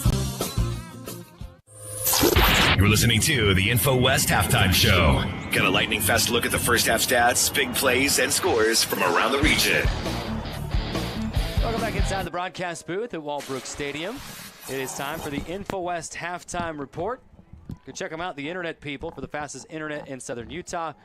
Go to InfoWest.com. If it were not for InfoWest, we wouldn't have the internet in southern Utah, right? They brought it to. I remember dialing up the old dial-up back in the day and waiting about 10, 20 minutes for the internet to connect, but it's gotten a lot better now. Go see them. InfoWest.com, best internet in southern Utah. Did you have to ask your parents' permission to get online? Yeah. Okay. Mom, get out the phone. I need to illegally download a song on Kazaa, Napster, LimeWire, you name it. But, man, those were the days, weren't they? Simple days. We had technology, but it wasn't, like, overbearing. It was amazing. Those were the times. I couldn't tell you. I was definitely more of an iTunes kid. Let's dive into our InfoWest Halftime Report, and let's lead off with some Wilkinson stats. We've got some team stats for you, courtesy of the Pineview stat crew up here in the booth. Take it away, Rustin. What you got over there? No, appreciate them sharing this information with us right now. From a team standpoint, the Dixie Flyers, 7 first downs in this ball game, 16 carries, 60 yards, good majority off of Rand Sawyer. 2 grabs, 45 yards. The biggest one, of course, was Wyatt Truman uncorking one earlier in the game. But Dixie hasn't passed a ton tonight. When they have, they've made it count. Evident right there, 2 receptions, 45 yards, 45 passing yards all together. Truman's 2 of 4 on the night. No touchdowns, no interceptions from an air standpoint. 3 penalties for negative 33 yards for this Dixie team. They're 1 of 4 on 3rd down, 1 of 1 on 4th down. And as far as red zone efficiency goes tonight, well, they've been pretty gosh dang good there with Rand Sawyer running from a direct standpoint. That Wildcat, ironically enough, Carrick, all of our scores tonight have come from that direct snap, whether it be Fia or Rand Sawyer for both these teams. 2 guys, 2 basically the same personnel, 2 touchdowns for them apiece. For Pineview, they are looking at a little something like this. First downs, a whopping 13 for PVHS. They've looked incredibly impressive. 104 ground yards, and this comes with your main running back injured in the first quarter. You've had to kind of rely on sophomore William. He's done a great job bringing in someone like Fia in the red zone in terms of carrying that football. 5 grabs, 89 yards for this team. Levi Shaw is 5 of 9. Doesn't have a touchdown quite yet. Had that pick in the red zone, but he's made some big-time plays earlier. 1 penalty for 5 yards for Pineview. They're 5 of 6 on 3rd down in this ball game. They've had the football for about 24 minutes, 40 seconds, which, if I remember Dixie stats, is about 8 more minutes than the Dixie Flyers have. They've been much more methodical, meticulous with their drives downfield. And, well, your scores, back and forth we go, and what is a 14-14 ball game here at the break? It is your InfoWest Halftime Report. Those are your Wilkinson stats. Lighted up Region 9 since 1946. Wilkinson's House of Lighting has been a fan of all Southern Utah sports. We got lights, fans, and fixtures. Contractors and homeowners always welcome at Wilkinson's. They help us light up the stats here inside the InfoWest Halftime Report and all season long. You mentioned the efficiency, the red zone efficiency. You know, both teams scoring nearly every time they were in the red zone. Pineview just had the 1 miscue and the 1 errant pass from Shaw into the end zone that was intercepted. Otherwise, the Panthers still have a 7-point lead. If you're Pineview, though, you got to be feeling pretty good about where you are. Offensively, they've been able to do, for the most part, pretty much everything that they've wanted to do on the ground. Obviously, again, our thoughts are still with Richardson. We hope he's okay. We'll get an update on him when we can, I'm sure, throughout the week. But talk about plug and play. It's William comes right in, the sophomore, and just talk about the effect that he's had for Pineview and this Panther offense. Just a shot in the arm when you thought maybe they'd be down a little bit after losing someone as important as Richardson. Well, it's such a big-time loss. We talked about how Richardson was the only guy, really, who had been tasked with running the football, this Pineview team, everybody else was on specialized plays. Everybody else was in unique situations, like we've seen with Fia down in the red zone tonight. So you bring in William, who's a true every down running back. You ask him to do a lot here, just a sophomore, and he's been excellent. Panthers right now, over 100 yards rushing. That is massive. While they've been able to hold Dixie under 50 in the first half.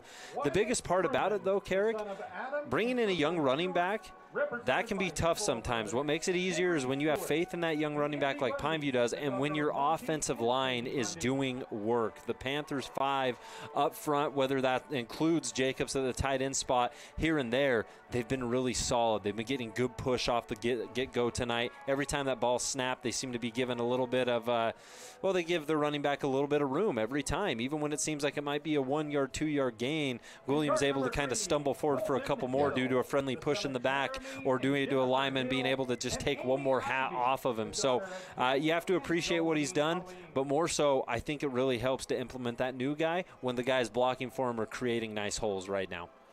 We talk about Dixie trying to use guys, not just Rand Sawyer. You know, we've seen a healthy dose of a couple of guys. You've had Garrett Gilmore has had a couple of carries for Dixie. They've run a few other guys kind of on those jet sweeps, and so you can see Dixie trying to not just be all Rand Sawyer. How about Wyatt Truman and his bomb down the field earlier in the game? That was right on the money. Will we see more of that in the second half if Mother Nature allows? It looks like the rain is slowing. Wind is kind of slowing. Maybe we'll be good conditions to be able to open up, maybe throw downfield a little bit as well. Yeah, absolutely. And right now, neither team, Pineview has shown a little bit more tenacity when it comes to wanting to maybe push the ball down the field via the pass game here and there. Dixie hasn't felt necessarily the need quite yet, and even Pineview been very content to simply just run the football because both these defenses are given a little bit of leeway to that ground game against the opposition. And now we saw Dixie's defense tighten down right before they ended up scoring, right before the break there. That was a big sign of potential things to come. Dixie's hoping that stands true, and they make them a little more one-dimensional, and the Panthers are hoping the same exact thing. They've done a good job considering that, Dixie doesn't have quite over 50 yards rushing yet. They've given it to Rand Sawyer again and again and again, and they've been able to, I don't ever want to say limit his impact because that's not true, but the guy had 6 touchdowns last game, so you're probably feeling pretty good about just 2, right? He's on pace to score 2 less than that, which is absolutely absurd to even think about. But yeah, it's all about these defenses and what they're able to do, because both teams right now very ground heavy, ground and pound. We're going to see more of that in the second half until a defense says, nope, you're done doing this. Both these squads are going to continue to do so. 14-14 at the half. It's the InfoWest halftime report. These have been your Wilkinson stats and scoring summary. Let's take another quick couple of minute timeout. When we come back, we'll wrap it up with some Hearst Ace Hardware Region 9 updates. Again, Dixie 14, Pineview 14. It's homecoming, extended halftime break. That just gives us more time to break it down and get you some scores from around the region and throughout the state as well. Don't go anywhere. We're back with more right after this. InfoWest, the Internet people, are proud to be your local Internet provider. Being local means supporting our community. As InfoWest celebrates 30 years of business, we want to introduce you to one of our friends. Hi, I'm Kylie Field from the Women's Business Center of Utah, and I'm excited to invite you to our 6th annual Exploring Possibilities Conference. Join us on September 5th from 4 to 8 p.m. at the Courtyard by Marriott in Cedar City. Don't miss this inspiring event. Register now at wbcutah.org. We hope to see you there. Ace is the place with the helpful hardware, folks.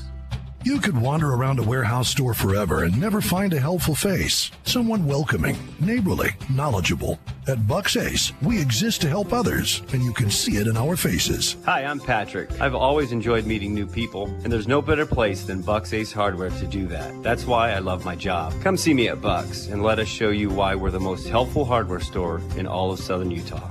Ace is the place with the helpful hardware, folks. The annual Fill the Bus school supply donation drive is going on now at Findlay Subaru. Take your donations of school supplies, including things like juice boxes, crackers, socks, and underwear, to Findlay Subaru before August 31st and help make a difference for local students. We live in a wonderfully prosperous community, but there's still a significant need for school supplies. Your contributions will fill the bus and fill their hearts. Fill the Bus is brought to you in part by Fabulous Freddy's Car Wash, Handel's Homemade Ice Cream, and your friends at Findlay Subaru. Together, let's drive success for our kids. It's fabulous. So fabulous.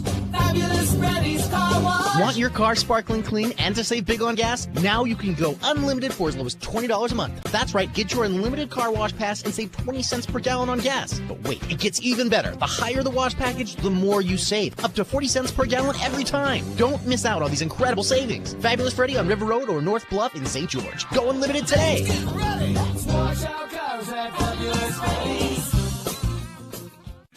What's up, Southern Utah? This is Casey Winters from Nets on Fire, where it is always basketball season. The new school year is here, which means basketball season is only a few months away. Get your game on point at Nets on Fire. We have amazing expert trainers ready to work you out in a group or individual training. Hustle over to netsonfire.org to see our full schedule of individual training, group training, camps, leagues, tournaments, and events. Nets on Fire, building champions on and off the court.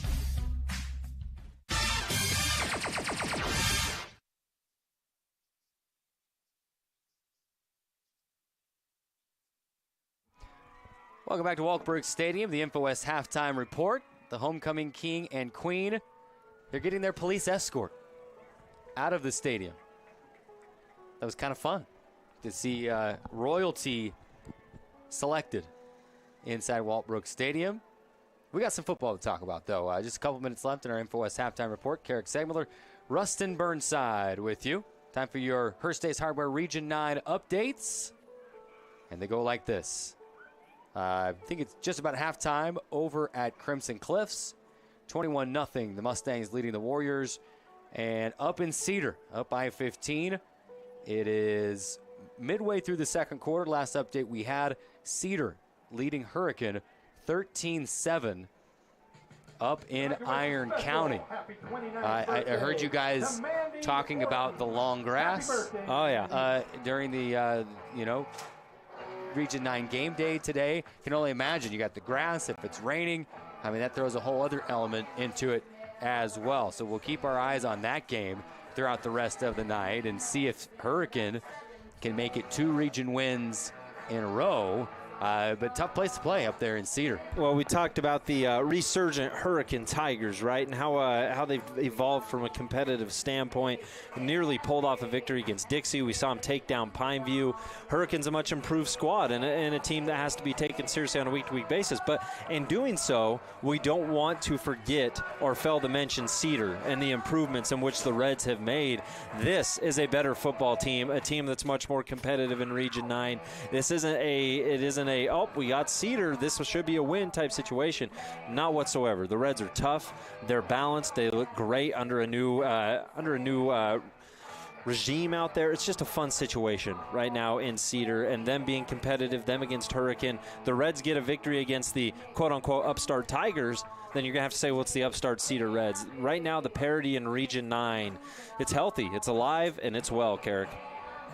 Teams are back on the field and starting their warm-ups. Let's take a quick look ahead at the region schedule next week. Hurricane will be at Snow Canyon. Cedar is at Pineview and Desert Hills at Dixie. A couple of good ones, well, 3 really good ones to look forward to next week. Elsewhere in 4A tonight, let's take a look at Region 8 first, as it's so nice that the classification has expanded and it's not just looking at like 5 other teams, to figure out what state's going to look like. Let's take a look at Region 8 first. Spanish Fork leading Salem Hills at the half, 16-0. Mountain View a 14-10 lead over Uinta at halftime. Provo 21-14 lead over Timpanogos at the break. How about Region 10? Tooele leading Hillcrest 20-12 midway through the second. Stansbury and Park City tied at 7 at Stansbury at half. Jordan at Cottonwood and the Beat Diggers leading 9-3 over the Colts at halftime. And in Region 9, Ridgeline 35-0 over Bear River midway through the second quarter. And up in Logan, Green Canyon leading the Logan Grizzlies 28-6 at the half. Those are your updates brought to you by Hearst Ace Hardware. Before we hit our collegiate score update, Eric, I got to ask Andy Thompson, who's hitting all the right buttons tonight. You don't have any of these games on DVR, do you, AT? No, all right, No? good. I don't Okay. want to spoil anything. I didn't know if he was DVRing Illinois and Nebraska, a ranked matchup there, but it's the Huskers currently on top, 17-10 over Illinois. You got Washington State and San Jose interrupting your broadcast of Supergirl on the CW.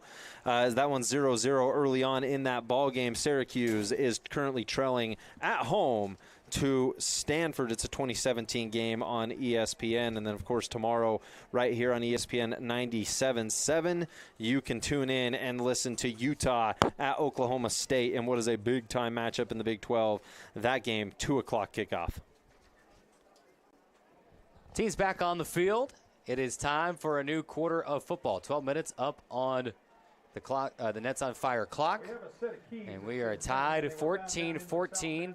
Pineview going to kick it away. Crowd mic back on. You're listening to the sounds of the game as well. Pineview going to be kicking right to left across your radio dial. Dixie returning it left to right. Eric Segmiller, Rustin Burnside with you on the air. Big game James Guerin running the camera. He deserves a bonus tonight for working through the monsoon up on top of the booth. AT pushing the buttons, making things run on the video stream side and on the radio. He's pulling double duty. Yeah, I think he's getting extra radio, board opping, and video producing.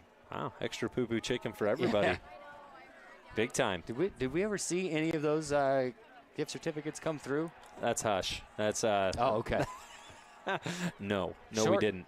Short kick. It's going to bounce. Will it go out of bounds again? It does. Second time tonight, Pineview is kicked off out of bounds. No time runs off. Nobody touched the ball. Clock didn't start. First and 10, Dixie. But here we go. It'll be first down and 10 for the Flyers at their own 35-yard line. Remember Wyatt Truman first half as he trots out onto the field. 2 for 4, only 4 pass attempts. One was a deep bomb that he uncorked earlier. Had a pass that went right through the hands of Ochoa. Of course, expect more Rand Sawyer, but Truman might have more passing opportunities in the second half. Give to Sawyer. Sawyer finds a hole in between the right guard and tackle and twirls forward for a decent pickup right from the get-go. Second down.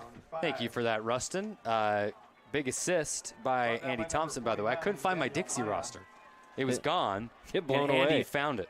So, more poo-poo chicken for AT. Second down. Here's Sawyer again. Big head of steam up the middle.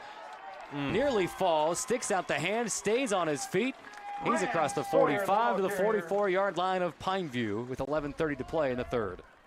You always wonder what it would look like if Region 9 had their own version of angry runs that you see on the NFL Network, right, with those ball carriers putting down the shoulder, getting extra yards after contact through Rand Sawyer, McCord Christiansen, Richardson. Multiple guys would qualify for that award on the weekly.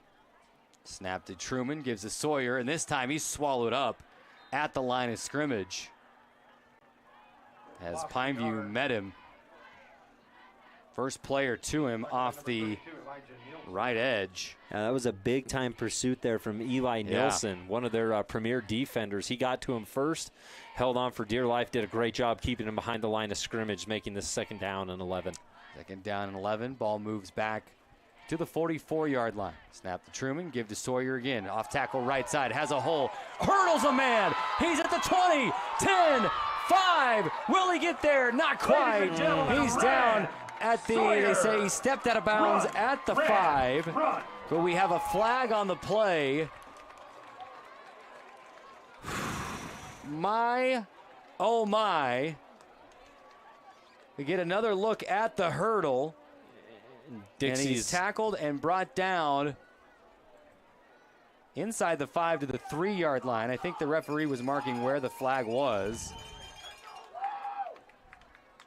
Trying to take a look at that and see. I didn't really see like there was much contact going on when the flag came out. I mean, I'm not sure what transpired to ultimately throw that flag.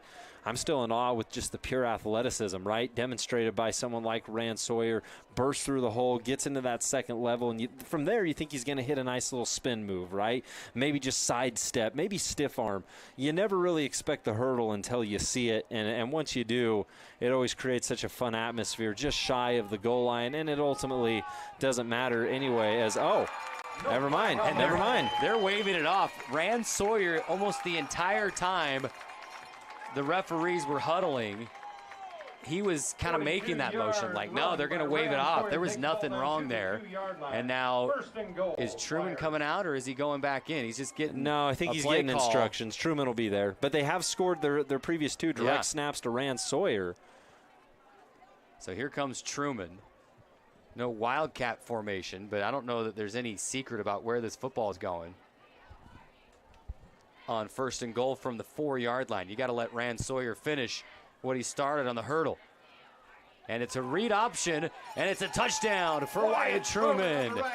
Beautiful read, pulls it out of the gut of Sawyer and goes to the right for the TD. It had been too long since we've seen Wyatt Truman keep one of those footballs himself. Remember, 100-plus rush yards in their win over Hurricane. He was pretty crucial from that option standpoint. This time they dial it up here in the end zone. Truman calls his own number and piles in for the score to break it. 2014 in favor of Dixie. Extra point pending. Brought to you by St. George Topper. Snap, the hold, the kick is good. 21-14 on your We Win Injury Loss scoreboard. Flyers lead it. They score on the opening drive of the 3rd quarter. Can the Panthers match it? We'll find out after this on ESPN 97.7.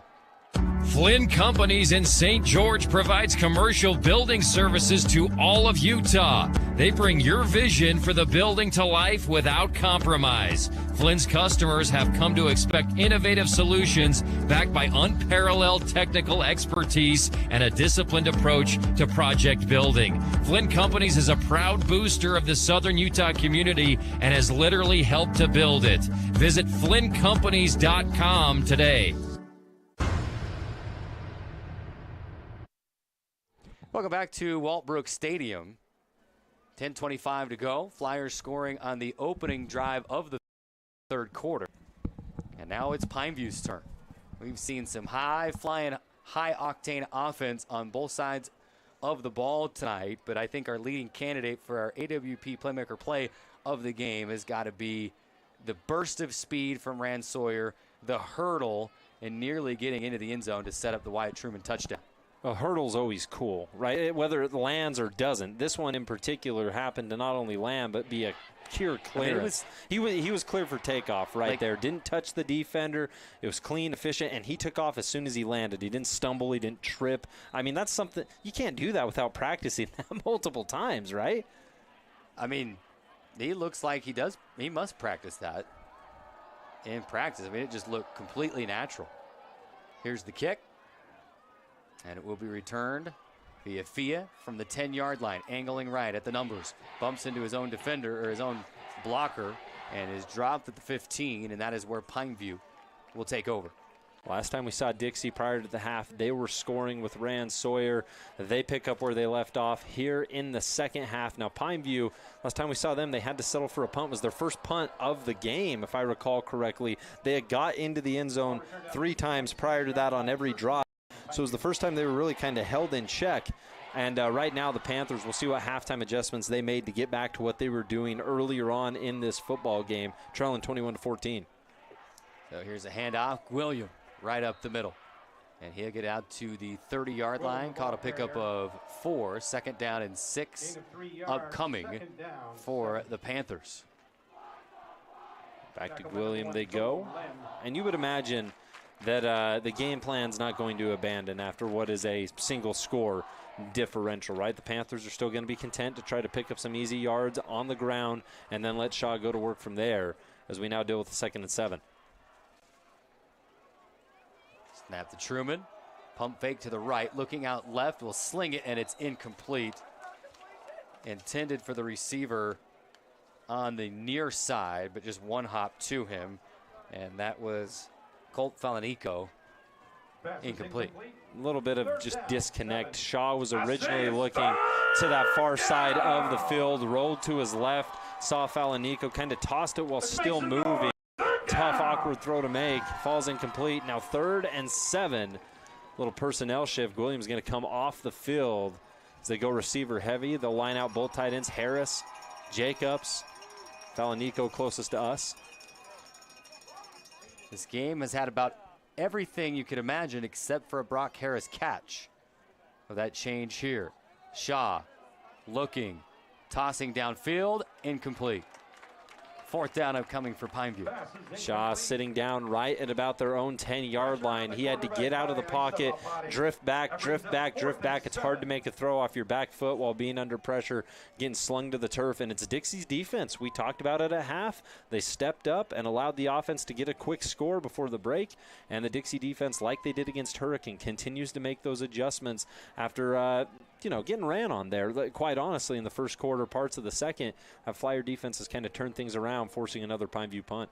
9:32 to go in the third. 21-14, Dixie the lead. Here's the punt from Pineview, and that goes straight out of bounds. The question is, where do they mark it? Where did it cross out of bounds? Referee still moving. Oh, wow. He's at the 45, and it's going to cross out of bounds at the Dixie 45-yard line. From where we were standing, I was going to guess, Carrick. I was going to say, 35, 36, maybe around there, and glad I didn't guess. Getting ready to go to the classic Chris Berman. He could go all the way, but talking about the ref there, he was still moving. going. He's out of bounds at the 45-yard line. That's where the Flyers take over. Sawyer in motion, left to right, takes the handoff. He's got the edge, 50, 45, 40, 35, 30, and brought down at the 30-yard line. Big time pickup for Rand Sawyer. Once he gets full speed, look out, he's tough to catch. Hemmel right there, caught him on the angle for Pineview, and as soon as he did so, Sawyer made sure he lowered that shoulder and kind of had it's weird to see the offensive guy have a pile drive type move, and he did there with a couple words as he gets up. He's just... that's him, right? He's looking for contact. When he's not hurdling people. Big time run there. Truman slings it to the near side. The catch is made and then knocked out of bounds. Is Trayvon Haveran. A good pursuit there. Good close to the football from Pineview. 1, 2, 3 Panthers in the area before they send him out. Stepped out of bounds, so the clock is stopped. 8:54 to go. And Dixie looking to the sideline, getting the play call. Sawyer going to get a breather on this play. Instead, it's Bereze. They'll give to Gilmore on the sweep, right to left. And he picks up maybe a yard. We'll say no gain. 3rd down and 8. Upcoming for the Flyers. Back-to-back plays where Pineview's been very effective at just kind of containing the corners, making sure when they try to bust it out on the near sideline, great pursuit, great angles being taken by this Panthers defense, and this brings up a 3rd down. This could be a big-time stop right here for Pineview defensively as the offense tries to sort itself out after the last couple possessions. Snap to Truman, give to Sawyer, up the middle. Has momentum. Gets the 1st down across the 20, down to the 19-yard line, and into the red zone go the Flyers behind the running of Rand Sawyer. I mean, it's right there. Just does just enough, right? And when you look at those situations, if you're Pineview, you're probably expecting maybe a little bit of difference. You're not really preparing for that. Give it to the back and just let them go up like it's a 3-yard gain that they need to have. But it's just Sawyer with that burst of speed and the power that he brings, pushing people forward for a fabulous Freddy's 1st down. Flyers in the Flynn Roofing red zone. Read option will leave it with Sawyer. Leaps, runs over a man, flips his way to the 5-yard line and a 15-yard pickup. Get this man in the Olympics. Gymnastics routine. He's hurdles, somersaults, push-ups, whatever. And he's going to stay out there as Truman comes off. Looks like it'll be another direct snap. Wildcat formation. Boy, Rand Sawyer just runs with a reckless abandon. 1st and goal. High snap. Brings it down. Feeling his way. He slipped. Goes to the turf. About one of the only things that can stop him is the turf monster. So no gain. 2nd and goal for the Flyers. Ball at the 8-yard line. He was trying to cut back there. He saw Curtis closing in, and he saw Durst coming in both quickly and had to make a change of direction. That quick change of direction, plant, like you said, foot slipped. He ends up going down. Good pursuit there from Curtis and Durst. With 7:13 here in the third, clock continues to move in a 21-14 game. Dixie on top. Truman back in shotgun formation. Read option. Going to keep it again. Truman on his feet. Running. And he's into the end zone. Around the left edge. He beats the defender across the goal line. And the Flyers with a 2-score lead. Wyatt Truman has been special here tonight, just when it's came to, Rand Sawyer, all eyes on him, right? You're worried about him. You're wondering what's going to go down. And Truman just has the ability to pull that football and get 5 yards, 10 yards. And when you're in the red zone like that, that's all you need. Truman's made it count back-to-back times, and this could make it a 28-14 ball game. High snap brought down. And a good hold, a good kick, and it's 28-14 on your We Win Injury Loss scoreboard. 7:01 to play in the third quarter. We'll be right back. There's no better time to bring the timeless quality and dependability of GE appliances to your home than right now with your local appliance experts at Appliance Wholesalers Plus. Save on premium finish options that you won't find anywhere else, and features that help you spend less time doing chores and more time doing what matters to you. Now's your chance to save big on select GE appliances. Visit your local appliance experts at Appliance Wholesalers Plus or shop online at ApplianceWholesalersPlus.com. Basketball athletes, now's the time to start your preseason speed, power, and vertical jump training program at Intermountain Sports Performance and Nets on Fire. Our all-new velocity-based training program will get you results faster than ever before. Call us at 435-251-2299 to schedule a free training trial and get started today.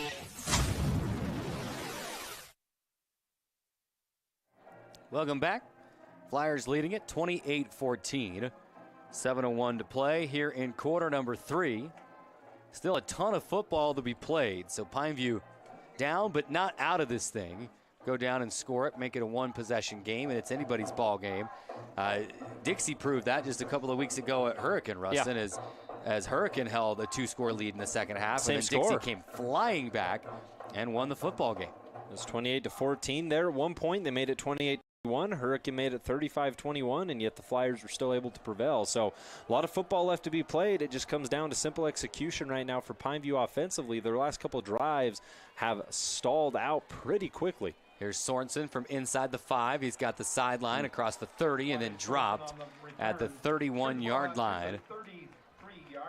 And that is where the Panthers will start. 6:54 to play in quarter number 3. Like the return there from Sorensen. He had a little bit of that fire himself, looking for a big-time hit. Got it. Nice collision over there on that far side.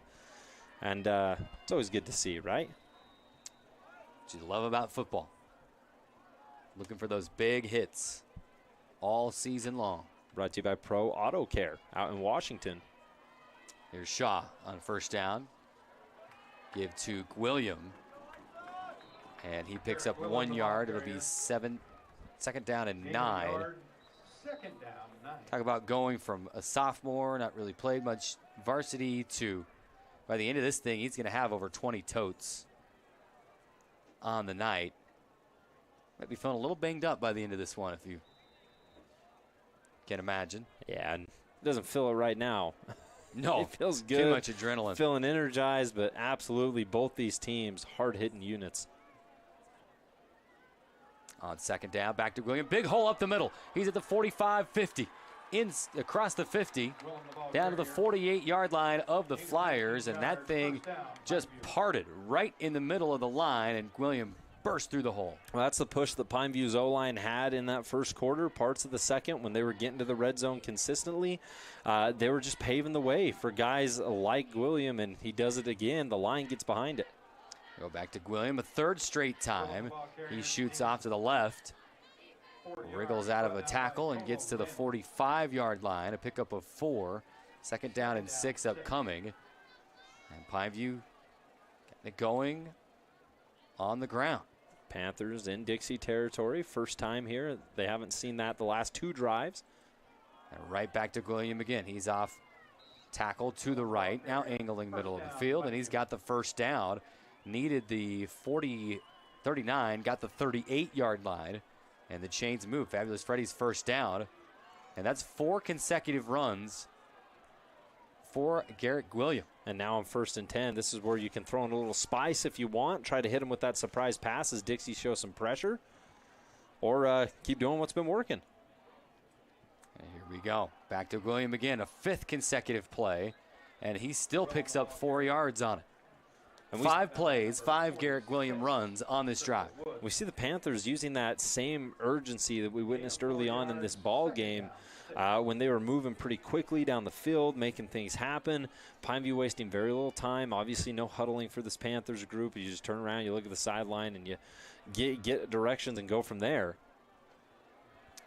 2nd down and 6. Ball at the 34-yard line of the Flyers. Play action, and they'll swing it out left and incomplete. Yeah, just miscommunication. Both receivers were blocking. That's what I saw too. Just turn, throw it out. Somebody was supposed to be on the receiving end of that. Instead, both were trying to spring their man open. Falanico and Jacobs out there in the area, but both had locked up with defenders. Both were good blocks. They're great blocks. They were kind of pushing them back to the inside, so maybe they were expecting a sweep around that edge. We'll see what they draw up on 3rd down and 6. Perhaps 4-down territory. Hard count. The entire Dixie defensive line jumps. Question is, was there movement on the O-line first? We're about to find out. Yeah. You see the leadership from someone like Asa Lapati coming in, talking to his guys, saying, we're okay here. I don't know. And it is going to go against Dixie. Pineview's going to move up on forward. Great hard count for this Panthers squad. 3rd and 6 goes to 3rd and 1. And now you bet your bottom dollar it's 4-down territory. Down 2 touchdowns midway through the 3rd. Got to have a touchdown on this drive. Get things going the right way. Here's William. Bounces off the line. Is stopped. Tries to surge forward, but is driven back again. He'll lose 2 yards. So now 4th down and 3. Ball at the 31-yard line, and the offense going to stay on the field.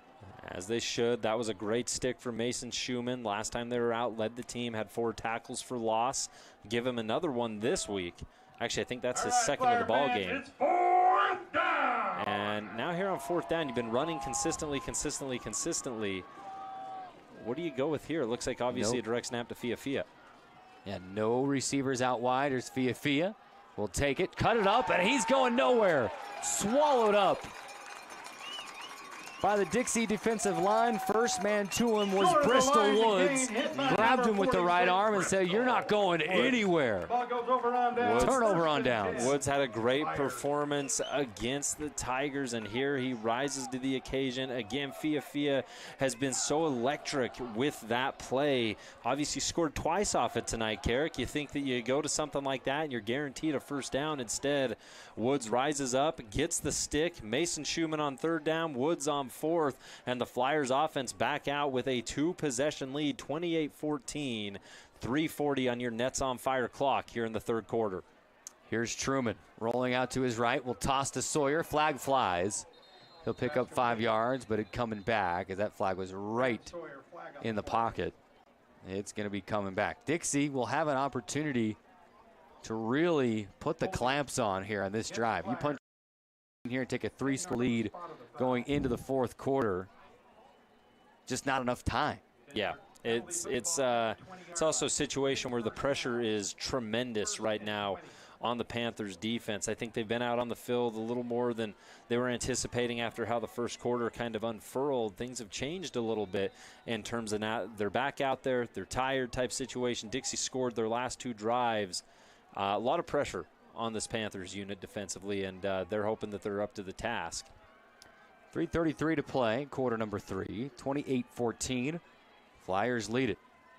Man in motion from left to right. They give to Sawyer, off tackle right side, angling toward the sideline. He gets to the 25-yard line, and then it's gang tackled from behind. It'll be 2nd down and 15. And good pursuit there from Carson Curtis.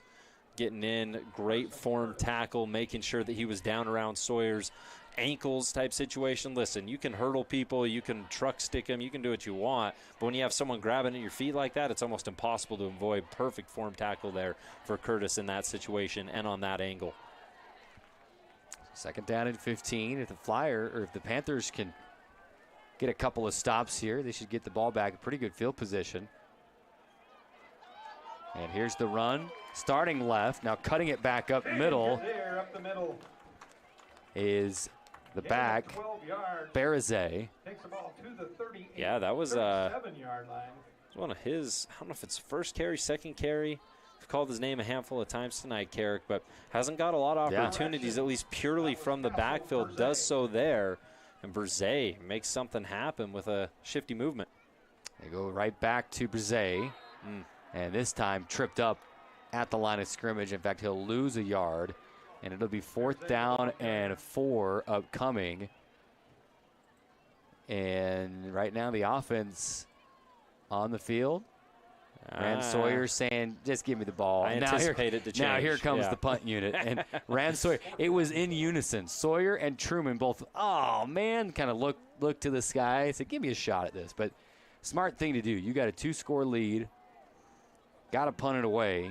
And what a stick from Carson Curtis. Made that great tackle on Sawyer on the first down play. This time when it matters most, does it again. He just seems to blow right by the blocker.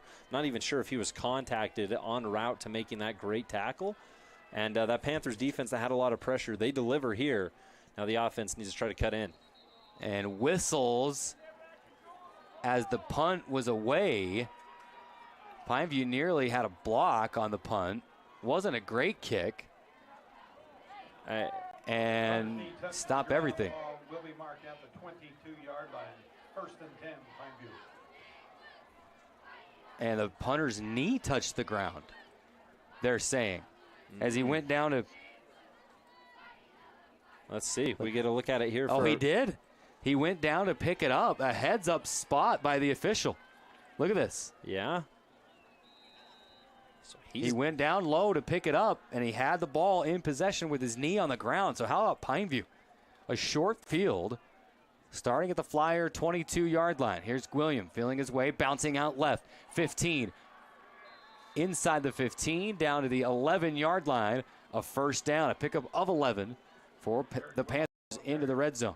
You see the patience of Gwilliam right there, kind of working off that left tackle, puts his right hand out, pushes him forward a little bit just to propel the action forward, and then turns on the speed to make this not only a first down, but you practically have the football by the 10. You're at the 11 technically, but this just opens all sorts of things up right now for Pineview offensively. First down and 10. Do have a first down available still at the 2-yard line. Here's Shaw. Play action. Looking to the end zone. Touchdown! Quade Sorensen. Oh, man, Shaw saw that the whole way. They say never stare down your receiver when they're going to break free like Sorensen just did. Stare at him all you want. Sorensen streaking down the middle. He just kind of floats that one up. Didn't feel any pressure to put some zip on it. Didn't feel any pressure to try to squeeze it. Excellent route ran from Sorensen. He gets the grab, and our ball game is right back where it was near half when we were wondering who's going to walk away with this victory. Panthers chew back into this one. Love the play call. Go a little play action. Stifle the defense for a minute. Now the defense jumping off sides. They'll call that. But stifling the defense for just a moment on the play action. Pull the ball back out. Backpedal. Hold the ball as long as you can. And then boom, Quade Sorensen wide open in the end zone. A great throw. And now Pineview, the all-important extra point to try to cut this to a 7-point game. And we told you, don't go anywhere. Don't even think about touching that dial. Because just because Dixie with a 2-score lead, this game was far from over. Well, that was Shaw's first passing touchdown of the game.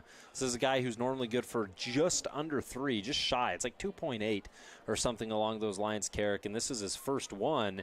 If trends continue, I mean, he should get another one before night's end, right? And what is a 28-20 game? Extra point's going to be about as close as you could want it after the penalty. They'll line it up. It's set for the extra point. High snap. It's brought down. And it is up. And it is through. On the We Win Injury Loss scoreboard, Dixie 28, Pineview 21, 47 ticks remaining in quarter number 3. Don't go anywhere. We've got a great finish coming at you on ESPN 97.7. What's up, Southern Utah? This is Casey Winters from Nets on Fire, where it is always basketball season. The new school year is here, which means basketball season is only a few months away. Get your game on point at Nets on Fire. We have amazing expert trainers ready to work you out in a group or individual training. Hustle over to netsonfire.org to see our full schedule of individual training, group training, camps, leagues, tournaments, and events. Nets on Fire, building champions on and off the court.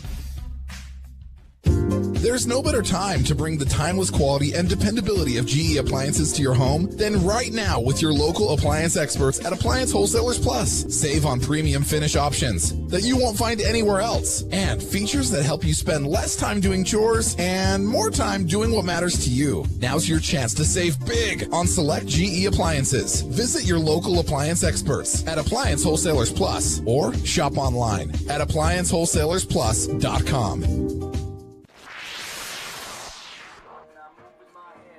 Welcome back to Walbrook Stadium. 28-21. The Flyers lead it. 47 seconds remaining in the third quarter, but Pineview cutting the lead to 7. Making good use of a short field, and now they kick it back to the Panthers. Rand Sawyer back to return alongside Dane Dobler. And they're going to kick it out of bounds. That's the third time they've done that tonight.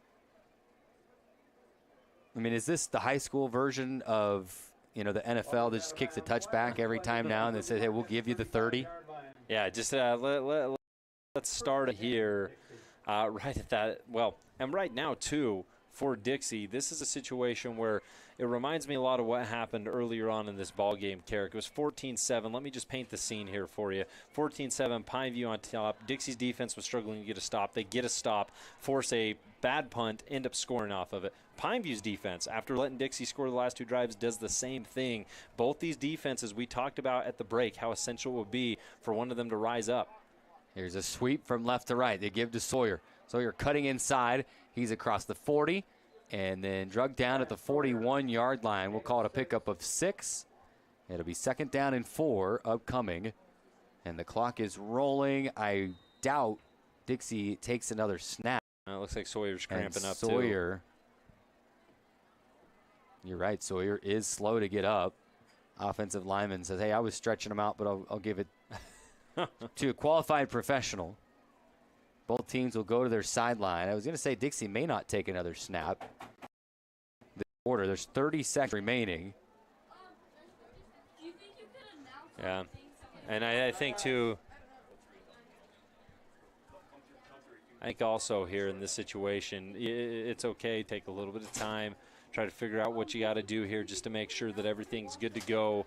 Sawyer's got both hands right now on his helmet, and you hope that it's just a cramp situation. It's always tough in our position, because you never just want to guess and say, it's just a cramp, they're stretching him out, he'll be good.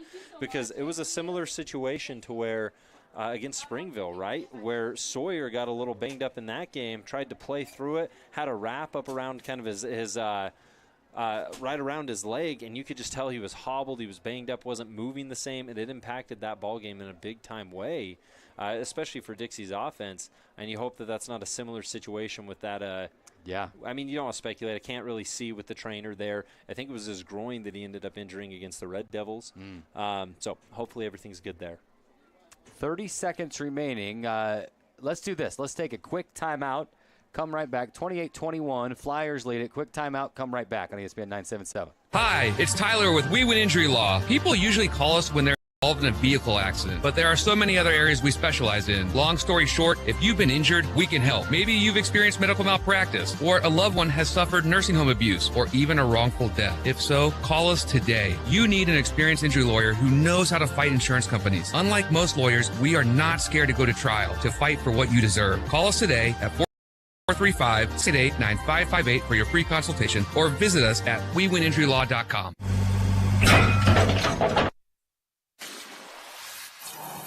30 seconds remaining in the third quarter. Rand Sawyer is back up. He was able to walk off the field, so hopefully he's okay.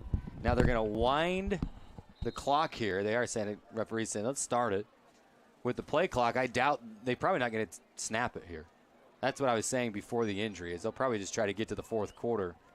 Yeah, pretty content to just hang out in their huddle right now. Hands on hips, take a breather. Unless they do the old trickeration where you clap your hands real quick and run up. Just run up there. Well, we got 8 seconds remaining in the third quarter, and that should do it. 28-21. We've got a heck of a finish coming our way on your home for local sports. It's ESPN 97.7 FM, streaming live at sportsradio977.com. 28-21, Flyers with a 1-touchdown lead. We're back with the fourth quarter. I've said it before and I'll continue to say it. Lighting is the jewelry for the home.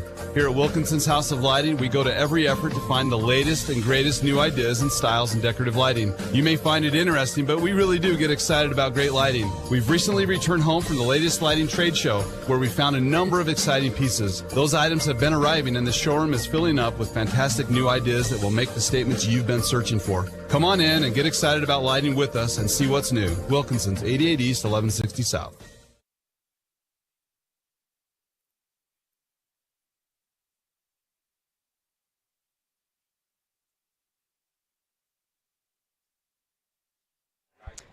Welcome back. 28-21. Flyers lead it. And let's play some football. 2nd down and 4. Flyers with possession.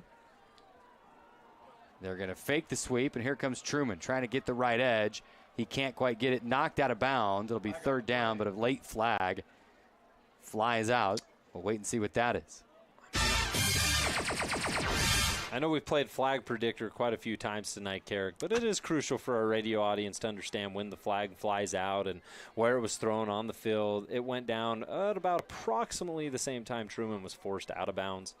What that entails, hold, late hit, who knows, far sideline situation, tough to see. I think they're, and it's hold. 10 yards from the spot of the foul. That's a tough one because he's trying to get the edge. He's being tackled already. It's one of those where I think the hold has zero effect on the play, but by rule, you have a hold, you got to throw the flag. Literally happened as he was being forced out of bounds. Yeah. I mean, no extra sneaky hold there. Even if he got away with it, was going to amount to any type of big yardage pickup. It was just good pursuit from Pineview's defense, who's been really good at containing the edge these last couple Dixie attempts. 2nd down and 14 now. Ball back to the 31-yard line. Flyers got to have the 45 for a 1st down. A man in motion from right to left. They'll give it to him, trying to get the right edge, but can't get it, and he is turned back. And that's Crew Berze. It's that Panthers defense. They hit a different level last time out, got good at kind of containing that edge, making sure that everything was slowed up, and then once again, with Truman kind of leading the way, you wonder if everything's okay with Rantor. Of course, he's still out there on the field. He just hasn't got the football the last couple plays. And now you're dealing with a 3rd down and long, 3rd and 13 to be precise. But the Panthers aren't giving up anything on the corners anymore. At least they haven't for a while, which means you either got to go up the gut, try something between the guard and tackle, or let Truman drop back and sling it. Or, of course, go for old reliable in a screenplay. Here's Truman. It is a passing situation. Loads up, slant across the middle. Catch is made, no, dropped. Incomplete. Would have been just enough for a 1st down, but Falanico could not quite hold on to it. Excuse me, that was Ochoa. 4th down. Yeah, it was they a couldn't good hold look. on to it. Wrong team. Falanico's on the other side. Well, Truman drops back, has time, delivers a well-timed football. That was a good-looking tight spiral through and through, and a good route ran as well by Ochoa.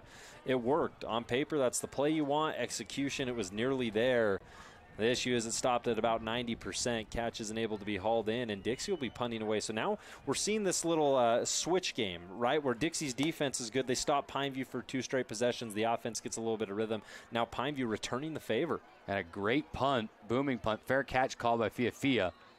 And Pineview will start at the 34, 33-yard line. You saw, I was going to say, keep an eye on the long snapper here to get this one up off the ground, and it went up high, almost over the head of the punter. He made sure that he wasn't going to roll that one back to the punter again. Yeah, after that last one ended up a knee down as he caught that low snap, ended up putting the Panthers pretty much in, well, put them right in the red zone already, Carrick. So this time they do have the Panthers working back. They're going to have to work their way upfield, starting at the 34. 2 receivers on either side. They'll give to Gwilliam. A little bit of trouble on the exchange, but he gets control, and he's out to the 40-yard line in a pickup of, we'll call it 5. Second down and 5 upcoming. Well, you have to appreciate the burst of speed that someone like Willem gets as soon as they hit the hole, right? Sometimes when you hit that, get into the trenches, you slow up and you try to power through, but it seems like he gets quicker as soon as he hits that, and he's always able to squirt free for about 3-4 additional yards. And they go to William again off the right side, and he's brought down after a pickup of 3. It'll be 3rd down and 1. Russell brought him down there for the Flyers, 3rd and short.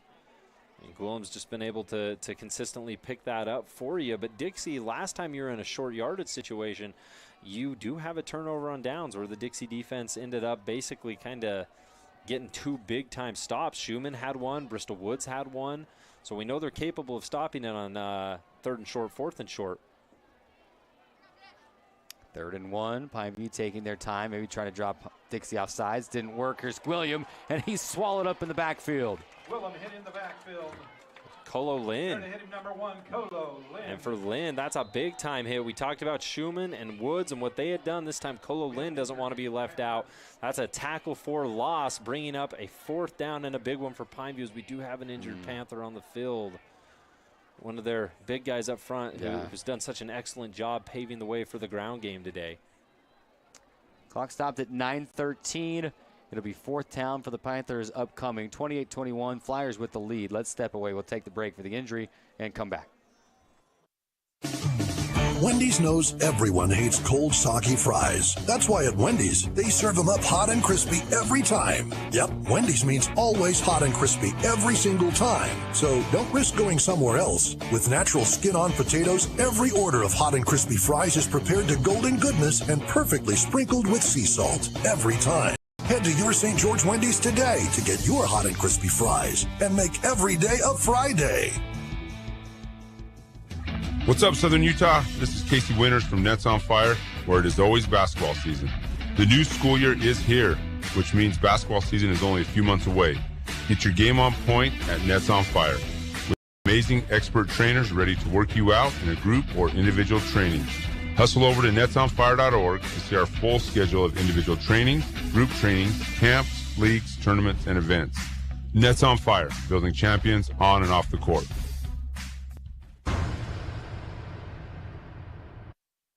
Welcome back to Walbrook Stadium. 9:13 to go in the 4th.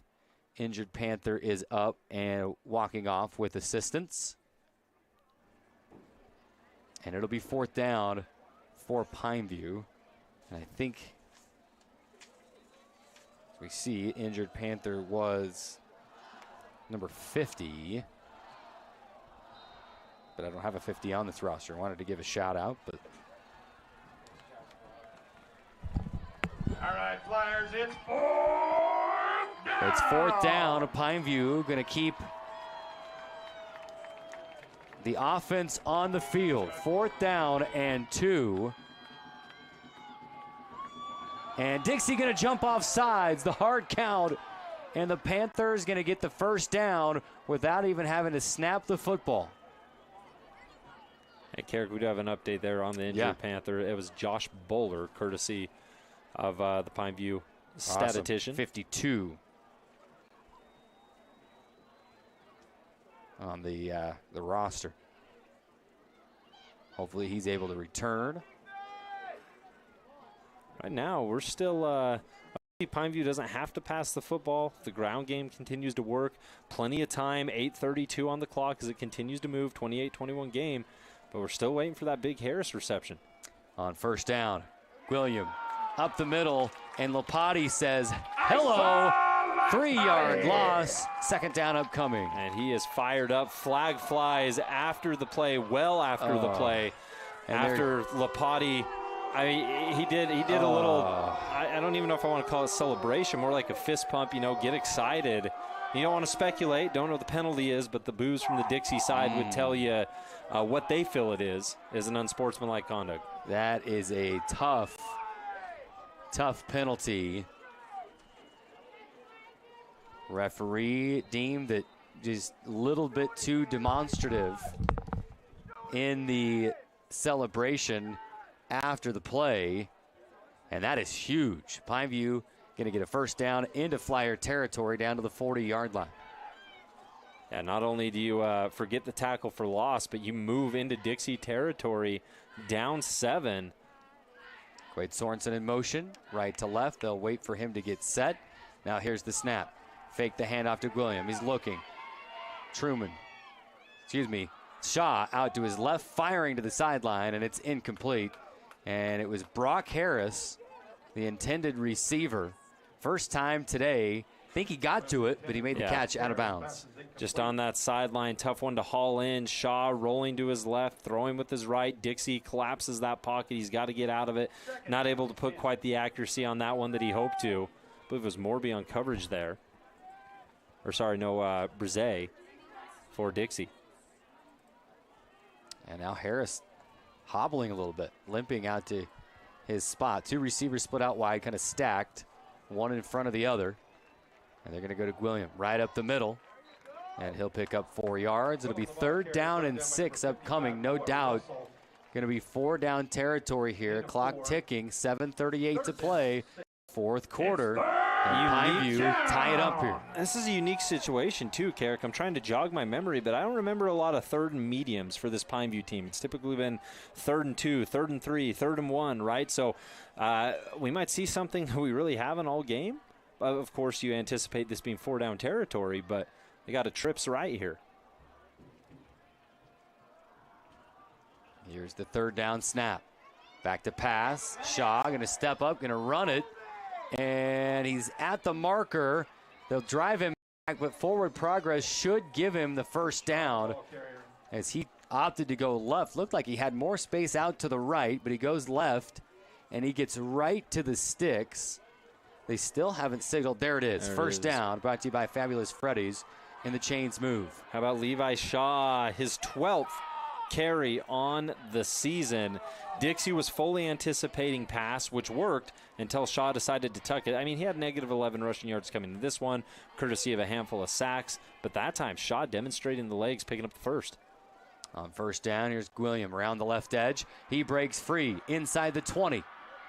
And they'll mark him down to the 15-yard line. And a big pickup, another Fabulous Freddy's first down. And in to the red zone go the Panthers. Thank our red zone sponsor, Flynn Roofing.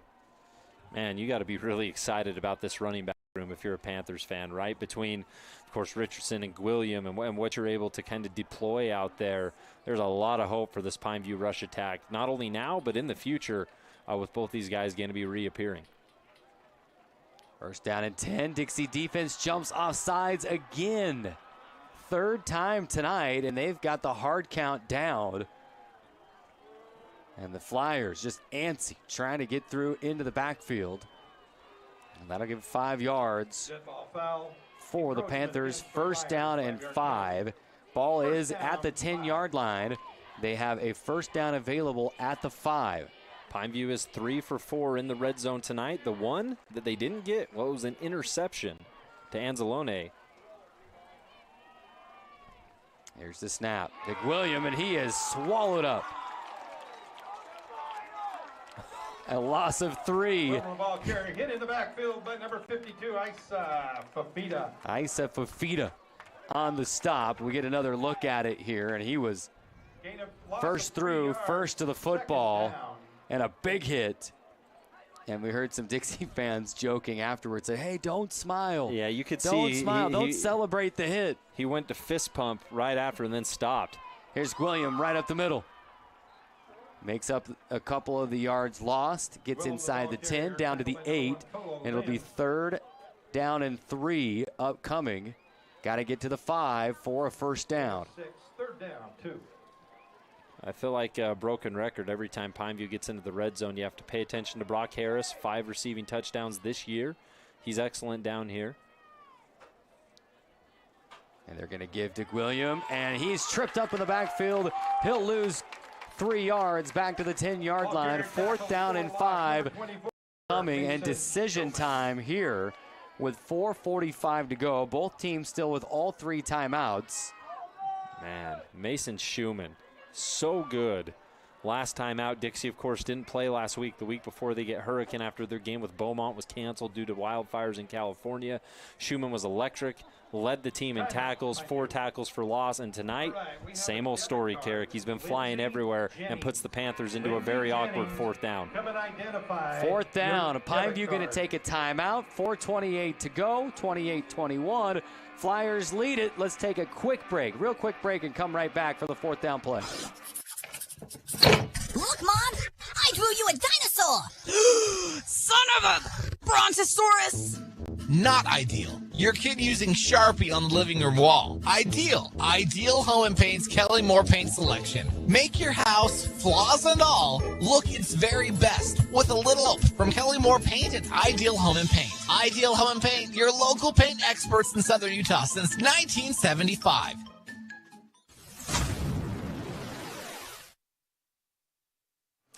4:28 to go, 4th quarter. Flyers lead it 28-21. Carrick Sagmiller, Rustin Burnside. The rain has started once more. And back to my wannabe weatherman dreams. I thought the majority of the rain was not meant to get here until tomorrow, but it's here. Definitely played a factor down the stretch in the 2nd quarter. Now with 4:28 to go in the 4th, will it have an effect here? It's 4th down. They've yet to break the huddle, but I think Pineview is keeping the offense on the field. Remember last time we saw the rain come in heavy, Dixie had the ball in the red zone, not too far from where Pineview is now, and they had 2 bobbled snaps, 2 bad snaps there due to a little perspiration there on that football. So it is going to be 4th down. The offense stays on the field. 1 receiver to the left, 2 split out wide to the right. William in the shotgun at the right hip of Shaw. Got to have 5 yards for a 1st down. Did we have offsides again? Oh, this would be massive. Dixie's been burned by a couple of these penalties. We did. 4th time tonight. Man. Do you think Pineview talked about anything else the entire huddle other than, hey, let's go get him again? Don't move. Don't move. Rough estimation here. We don't have official statistics, but I would imagine that's the 4th time. 4th time by my count. 4th time they've got him. And now it's 1st and goal. Ball down to the 5-yard line.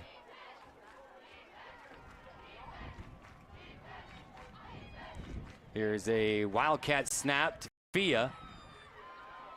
And he's inside the 5 down to, we'll call it the 2-yard line.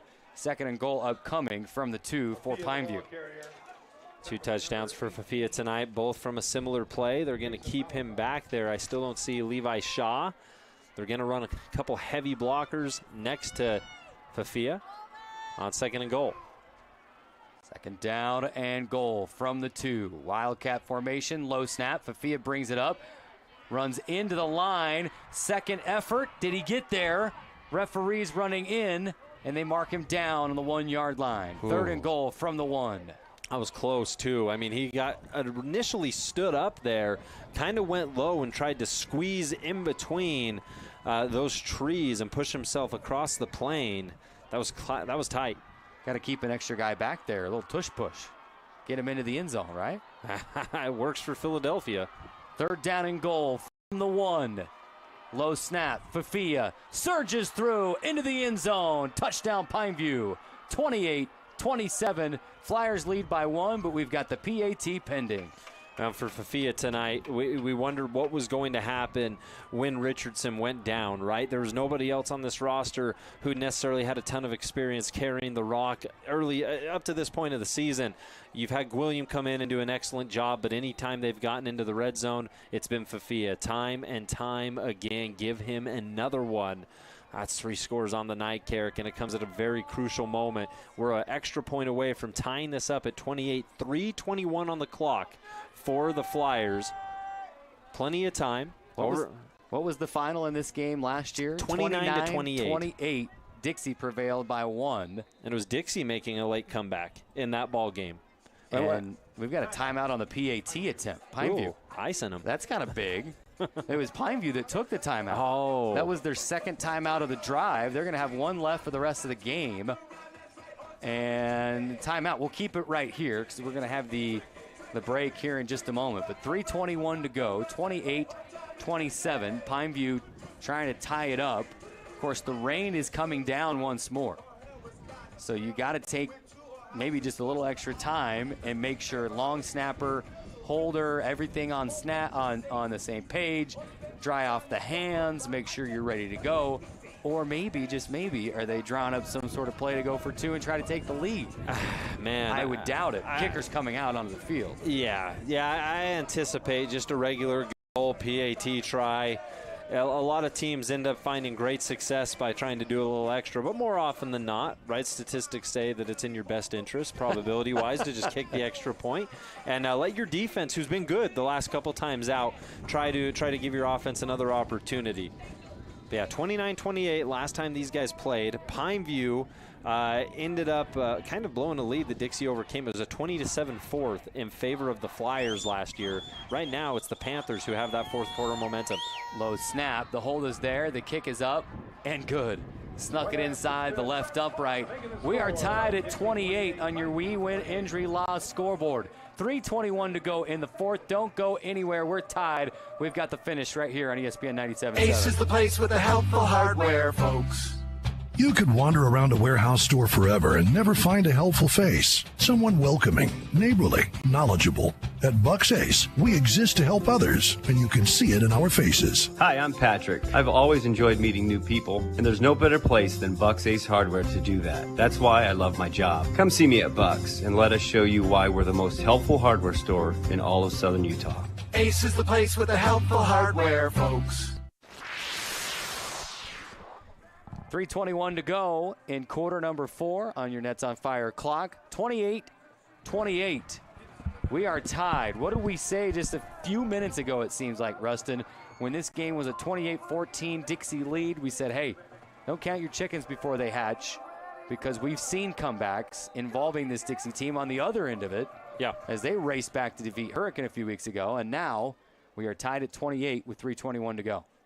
Something to keep an eye on here on the ensuing kickoff. We've had 3 different times, I think, Carrick, in which this ball has ended up going out of bounds, giving Dixie a little nicer field position.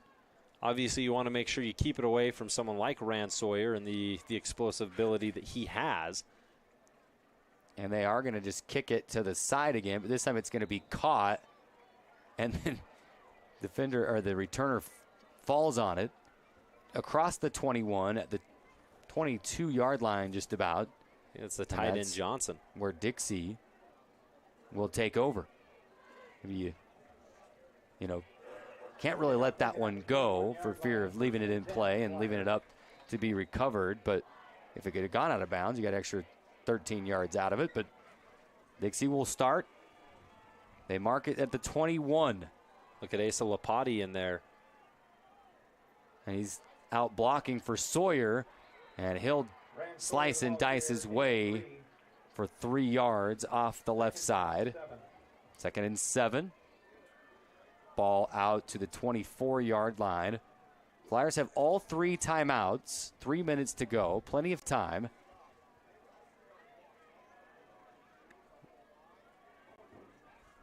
Here's the snap. Give to Sawyer.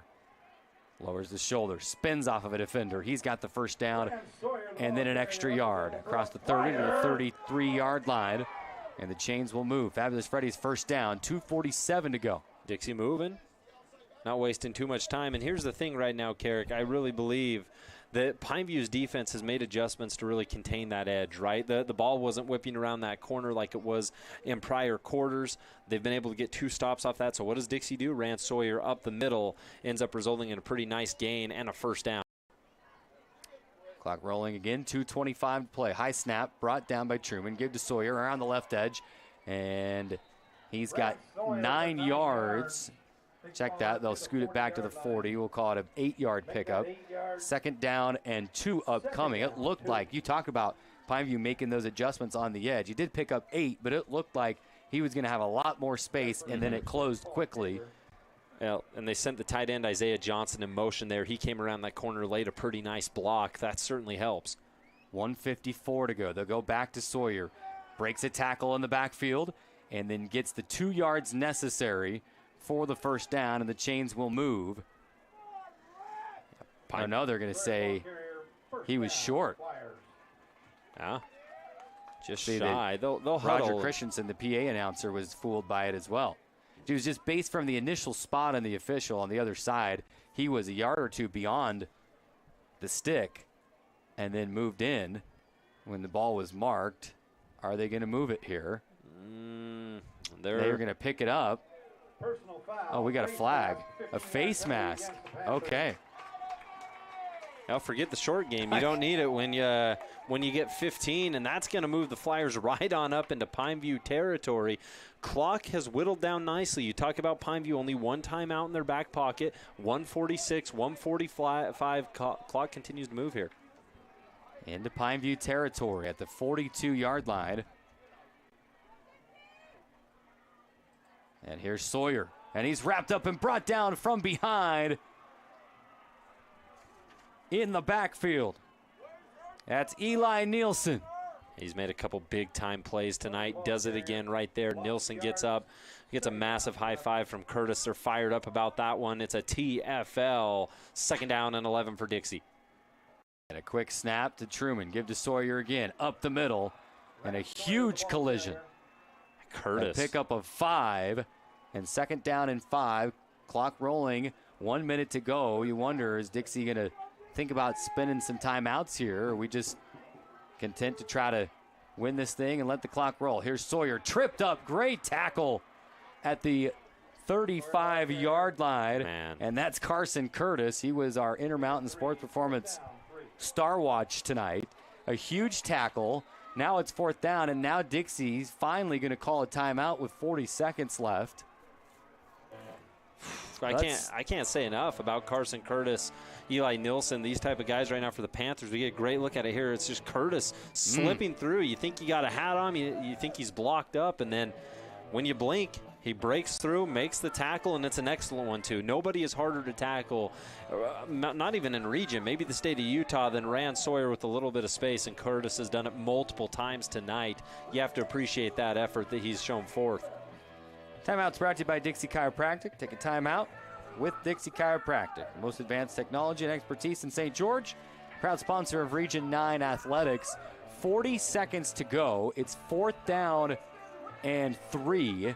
Ball at the 35-yard line. Got to have the 32 for a first down. 2 timeouts left for the Flyers. Should they convert here and extend the drive? Pineview has 1 timeout. If you can get a stop, you'd have probably 35 seconds or so to try to get down the field and try and score. Or would you just play for overtime? First things first, you got to get the stop first, and Dixie trying to extend here. The big thing here is Dixie is going into the win. So I think that unless you can get real close, it kind of takes a field goal out of it. They're going to line Sawyer up as of now. If he comes in motion, it is to be seen, but watch him. There he is. In motion, right to left. He'll take the sweep. He is hit and driven back. Didn't get it. No gain. Turnover on downs. Pineview going to get the ball back with 34 seconds remaining. If Pineview wins this game, Carson Curtis has to be your MVP. This is a guy who 3 straight plays, him and Eli Nielsen. Dixie had a little momentum. They were moving down the field, had a chance to go down and win this ball game, and Curtis decided he had had enough of it. He has single-handedly burst through and stopped one of the hardest guys to tackle in the entire region consecutively right now. Curtis down. He knows Sawyer's going to run into him. He knows he's going to take a very, very bad hit. Doesn't matter. He has stood strong tonight, and that was big time. For Pineview, 34 seconds is what you got. The wind at your back. It is raining. 1 timeout remaining. Probably just going to give it to William here. You didn't want to risk a pick 6 going the other way. Here's William, right up the middle. Still on his feet across the 40 to the 43-yard line. And do they spend the timeout, or are we playing for OT here? I don't know. There's not a ton of urgency right now, Carrick. Shaw's got his hands up wondering, what are we running? He's looking at the sideline. He's jumping up and down. He's saying, what's the play? And I think the coaches are saying the play is overtime. Interesting. Huh. Yeah, They're going to walk drip off down the field and play for overtime when they had a timeout. I mean, at least maybe take a shot down the field, right? And call a timeout and see what happens. But we're going to overtime. Extra football at Walbrook Stadium. 28-28. We're all tied up, and we've got free football coming up after this break. Wendy's knows everyone hates cold, soggy fries. That's why at Wendy's, they serve them up hot and crispy every time. Yep, Wendy's means always hot and crispy every single time. So don't risk going somewhere else. With natural skin-on potatoes, every order of hot and crispy fries is prepared to golden goodness and perfectly sprinkled with sea salt every time. Head to your St. George Wendy's today to get your hot and crispy fries and make every day a fry day. The annual Fill the Bus School Supply Donation Drive is going on now at Findlay Subaru. Take your donations of school supplies, including things like juice boxes, crackers, socks, and underwear, to Findlay Subaru before August 31st. Help make a difference for local students. We live in a wonderfully prosperous community, but there's still a significant need for school supplies. Your contributions will fill the bus and fill their hearts. Fill the Bus is brought to you in part by Fabulous Freddy's Car Wash, Handel's Homemade Ice Cream, and your friends at Findlay Subaru. Together, let's drive success for our kids. Hey neighbor. Great day to be at the reservoir, huh? What are you doing now, Phil? Getting ready to go for a bit of a swim here. Why are you backing your truck into the lake? Don't worry, I'll roll up the window before I go under. That's not a submarine, Phil. See the camper shell from St. George Topper there on the back? That's a top quality Lear shell. Waterproof. I figure I can take my fishing game to the next level. The deep level.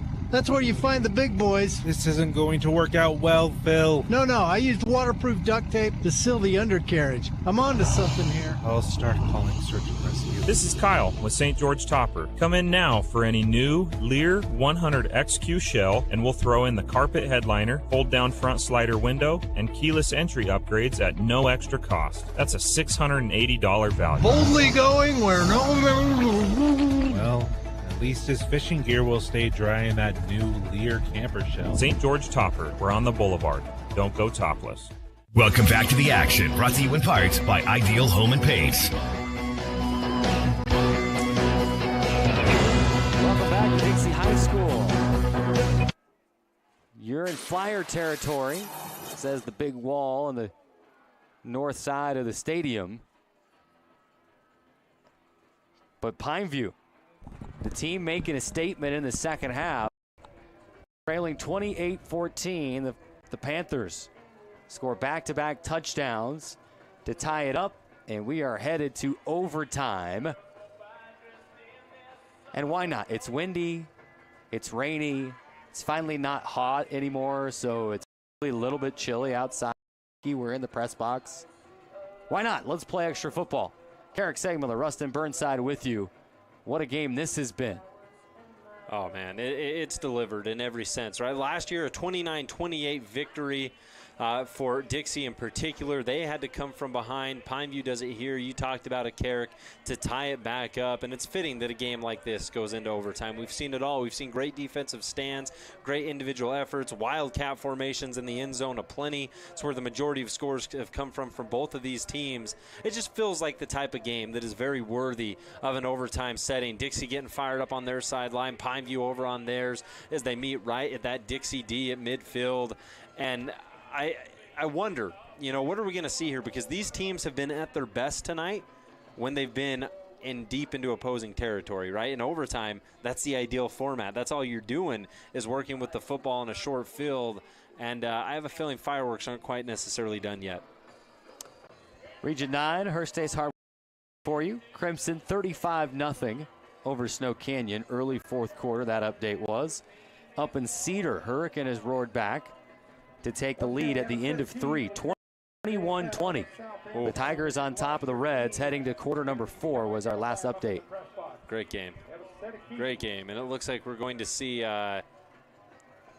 these squads get ready to go. It's like Pineview's going to have the football first on the south end zone, which likely means Dixie won the coin toss, right? Yeah. Yeah, you want to be on defense first, over, right? And kind of talked to Truman there first initially, and then signaled what direction we'd be going. So I can only imagine that's the case. Now, if you're playing bingo at home, the one thing we don't have, I guess we do have one passing touchdown tonight. I take it back. Levi Shaw to Quade Sorensen in the end zone to cut the Dixie lead to 1 in the third quarter. So we do have one passing touchdown tonight. And check that. Dixie's going to have the ball first. Pineview sent their offense out. Dixie sent their defense, and then both guys rescinded what they had rolled out onto the field. Said, just kidding. Coach Monker's upset about something. He was 10 yards out onto the field. Now he's back on the sideline. Oh, here we go. Overtime. Play action. Truman. Catch made. Touchdown, Dixie! What a pass! Man, I mean, I don't know what else you wanted to do there. I saw Rand Sawyer come in motion. They faked the give to him. He trips. I don't know if he did that intentionally. I don't know if he just ended up going down. Whatever it was, wide open, great throw from Truman. He's only thrown a handful of times tonight, but when he has, he's made it count. That one, none bigger, and it's Dixie from the get-go. And we've seen throughout the night a handful of different plays and opportunities come in the direction of Weston Gilmore via the sweep. That's his first reception. And the PAT is blocked. How big could that be? Probably pretty big. 34-28. So Truman to Gilmore for the touchdown, and the PAT is blocked. 34-28. Dixie leads it. We'll keep it right here. How about that? Dixie needing just one play to find the end zone, surprising everybody, faking the sweep, tossing to Gilmore instead. Maybe even faking the trip. Distractions. And now here comes the Pineview offense. They'll give Dick William. Bounces off his own lineman and then is swallowed up after a 2-yard pickup. 2nd down and 8 upcoming. Well, with Schumann basically being aggressive as he's been tonight, we talk about Carson Curtis on the Pineview defense. Schumann has played that same exact role for the Flyers. And with that extra point being blocked, I mean, this is Dixie defense simply has one objective. Keep him out of the end zone. We don't want to give any opportunities. We don't want to have to block an extra point of our own. It starts now by holding this team in check. A 2nd down and 9 officially. They say he just got 1 yard. And Shaw awaits the snap. Drops back, steps up in the pocket, throws to the end zone, tipped and incomplete. He was looking for Falanico. My goodness. As he stepped up in the pocket, kind of a floating, just angled football. And I think for just a moment, getting a hand on that football was Berzay. Yeah, I'm going to say he did. I mean, Falanico had a shot at it. It bounced in the air even after, and he couldn't locate it. It popped straight up, and he couldn't locate it. The defender didn't know where it was. No. Both players had a shot at the foot after the ball tipped straight into the air. Man, that'll get your blood pressure up. So 3rd down and 9. Pineview must go at least 9 yards in the next 2 downs to extend the football game. On 3rd down, they're going to give to William, filling his way around the left edge. And he picks up 6 yards. And it's going to be 4th down and 4. Listen, I'm a sucker. Obviously, Pineview playing for 4 downs here, trying to make it more manageable. But I'm a sucker for a good patient run, and that's what we saw from William. Yes. He didn't force anything. Just a sophomore, obviously, very young backfield for Pineview. Waited for things to open up and was able to pick up nice yardage to make this 4th down and doable for Pineview. As to no one's surprise, we got a timeout on the field. Dixie going to take a timeout. And we'll keep it right here through the timeout. Don't want to miss any of the action. 34-28. Dixie by 6. And a 4th down and 4 upcoming for Pineview. It's this type of scenario that you find yourself in if you're Pineview, right, Carrick? You're going for the first down clearly to extend this, keep this game alive right now. But also at the same time, depending on what you want to do from a coaching standpoint, you know Dixie's going to be focused inside. You know they're going to be focused on that first down marker. You want to be bold? You want to be brave? Take a shot to the end zone. I don't anticipate that happening right now for this Pineview team, but all focus will be on that first down marker right now. They're going to be playing up. They're going to be playing tight, and it's going to ultimately result in possibly something over the top if you want to be bold, if you want to be a little bit living on edge there. But based on what we've seen earlier, I think both these teams playing it safe, giving themselves every opportunity to eventually walk away with the win here. 34-28. Do the Panthers play for the first down or try to surprise Dixie and maybe go for the touchdown on this play? They got to have at least 4 yards to extend the game. Do they get another hard count? They're trying. Dixie was probably told the entire timeout, do not jump. They tried, and now Pineview going to take a timeout. I think if Dixie ended up with their 5th there, I don't know what would have happened at Dixie practice the next week, but you can't anticipate. I'm sure they're already unhappy with the 4, right? Another timeout. Let's take this one. 34-28, quick timeout, real quick one, to come right back on ESPN 977. I've said it before and I'll continue to say it. Lighting is the jewelry for the home. Here at Wilkinson's House of Lighting, we go to every effort to find the latest and greatest new ideas and styles in decorative lighting. You may find it interesting, but we really do get excited about great lighting. We've recently returned home from the latest lighting trade show where we found a number of exciting pieces. Those items have been arriving and the showroom is filling up with fantastic new ideas that will make the statements you've been searching for. Come on in and get excited about lighting with us and see what's new. Wilkinson's, 88 East, 1160 South.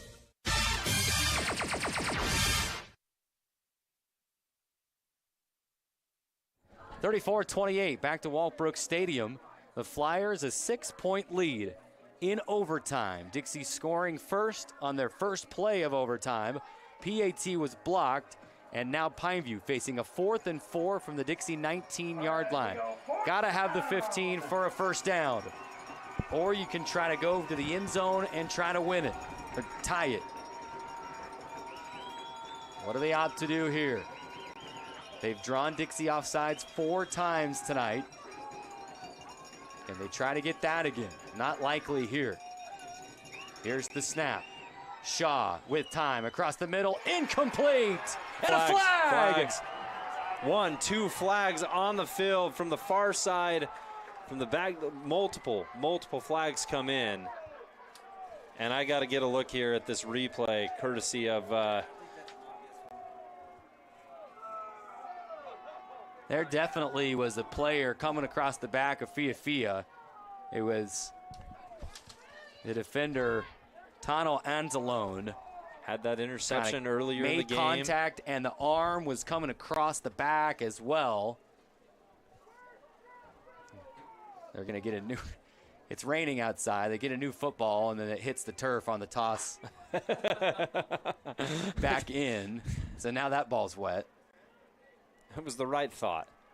Good thought. But, I mean, this is massive. Obviously, you can see Dixie faithful here. They're up in arms about it. They've been on a bad end on a couple of these penalties. Not saying the calls have been bad whatsoever. I'm just saying there's been multiple moments tonight where Dixie has had flags come out that have absolutely destroyed any opportunity to stop Pineview where they stand. The Panthers have typically been able to score these penalties, whether they're drawing them off sides or that's pass interference. Pineview with a fresh set of downs. First and goal from the 9. Here's Gwilliam around the left edge, inside the 5 to the 4-yard line. And is there a flag on the play? PA announcer said there was. I don't think there was. It looked like there was. Someone was playing catch with a football on the far side over there, and a football flew through, because I thought I saw a flag as well, but it was not a flag. No. So second and goal from the 5-yard line. And it's going to be Wildcat formation. Fiafia lowers the head, dives forward. He's driven back. Forward progress gives him the 3-yard line, or do they say no gain? Ball remains at the 4. Whatever. Certainly seemed like he gained at least a yard. whatever it is, tradition kind of stands true for Pineview in these setups. Once Fiafia's in the game, in the Wildcat, taking those direct snaps, he stays there until they get into the end zone, and that's what's happening now. Might not be a bad idea to let him just toss to Brock Harris. Have Harris leak out, and Fiafia just toss it to him. But it's going to be another try. Here's Fiafia lowering the head, and he looks to be in. There it is, touchdown, Pineview. Fia, the man of the hour, the man of a couple hours, the man of the night, has been getting it done for Pineview in the red zone all night long. It's what the Panthers have drawn up every time. It's your safety blanket. You know, if you can just get down there, if you're Gwilliam, if you're Levi Shaw, if you're whoever, that if you can just end up in that vicinity, Fiafia is going to get you into the end zone. It's been tried and true. Here comes the PAT for the win after Dixie's point after try was blocked. Pineview can walk it off with a PAT make here, or can Dixie force a miss? Oh, and here comes Rand Sawyer well before the snap and just knocked the player off the edge. Yeah, it's him and Carson Curtis. You imagine there's been some talking there tonight between those two players. Sawyer, so great offensively. Curtis, so great defensively. It's been an excellent matchup, and Sawyer burst through there just trying to get a jump on it. Just happens to be circumstances that he's lined up against Curtis. They got 3 or 4 players on this left edge. Here's the kick. It is up, and it is good. Pineview wins it. It was a low snap. Great job by the holder. He got it, put it down, and the kick goes right through, and Pineview wins it. 35-34 on the walk-off PAT in overtime. I just don't know what to say, Carrick, in terms of both of these squads tonight.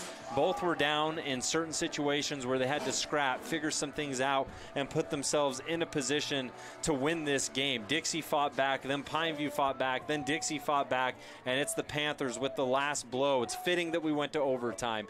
It's fitting that Dixie scored as quickly as they did. What a wild game. This is exactly the sequel you wanted to last year's 29-28 game.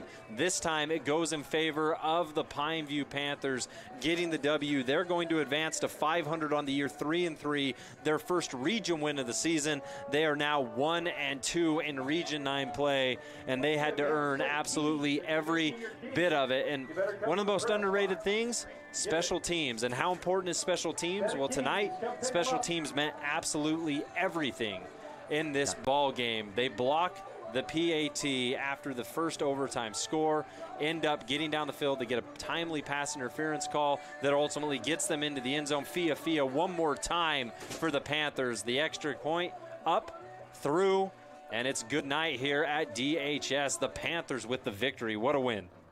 Pineview wins it 35-34. What a thrilling game, as always, in Region 9. That'll do it for our video broadcast. Big thanks to Andy Thompson producing the video while he's board hopping the radio as well. Big shout out to Big Game James, also up on the roof running the camera through 2 separate rain downpours. Thanks so much for watching on the video side. That'll do it for us there. On the radio side, we'll take the time out and come back with the post game brought to you by Bucks Ace. We're back after this. It's fabulous.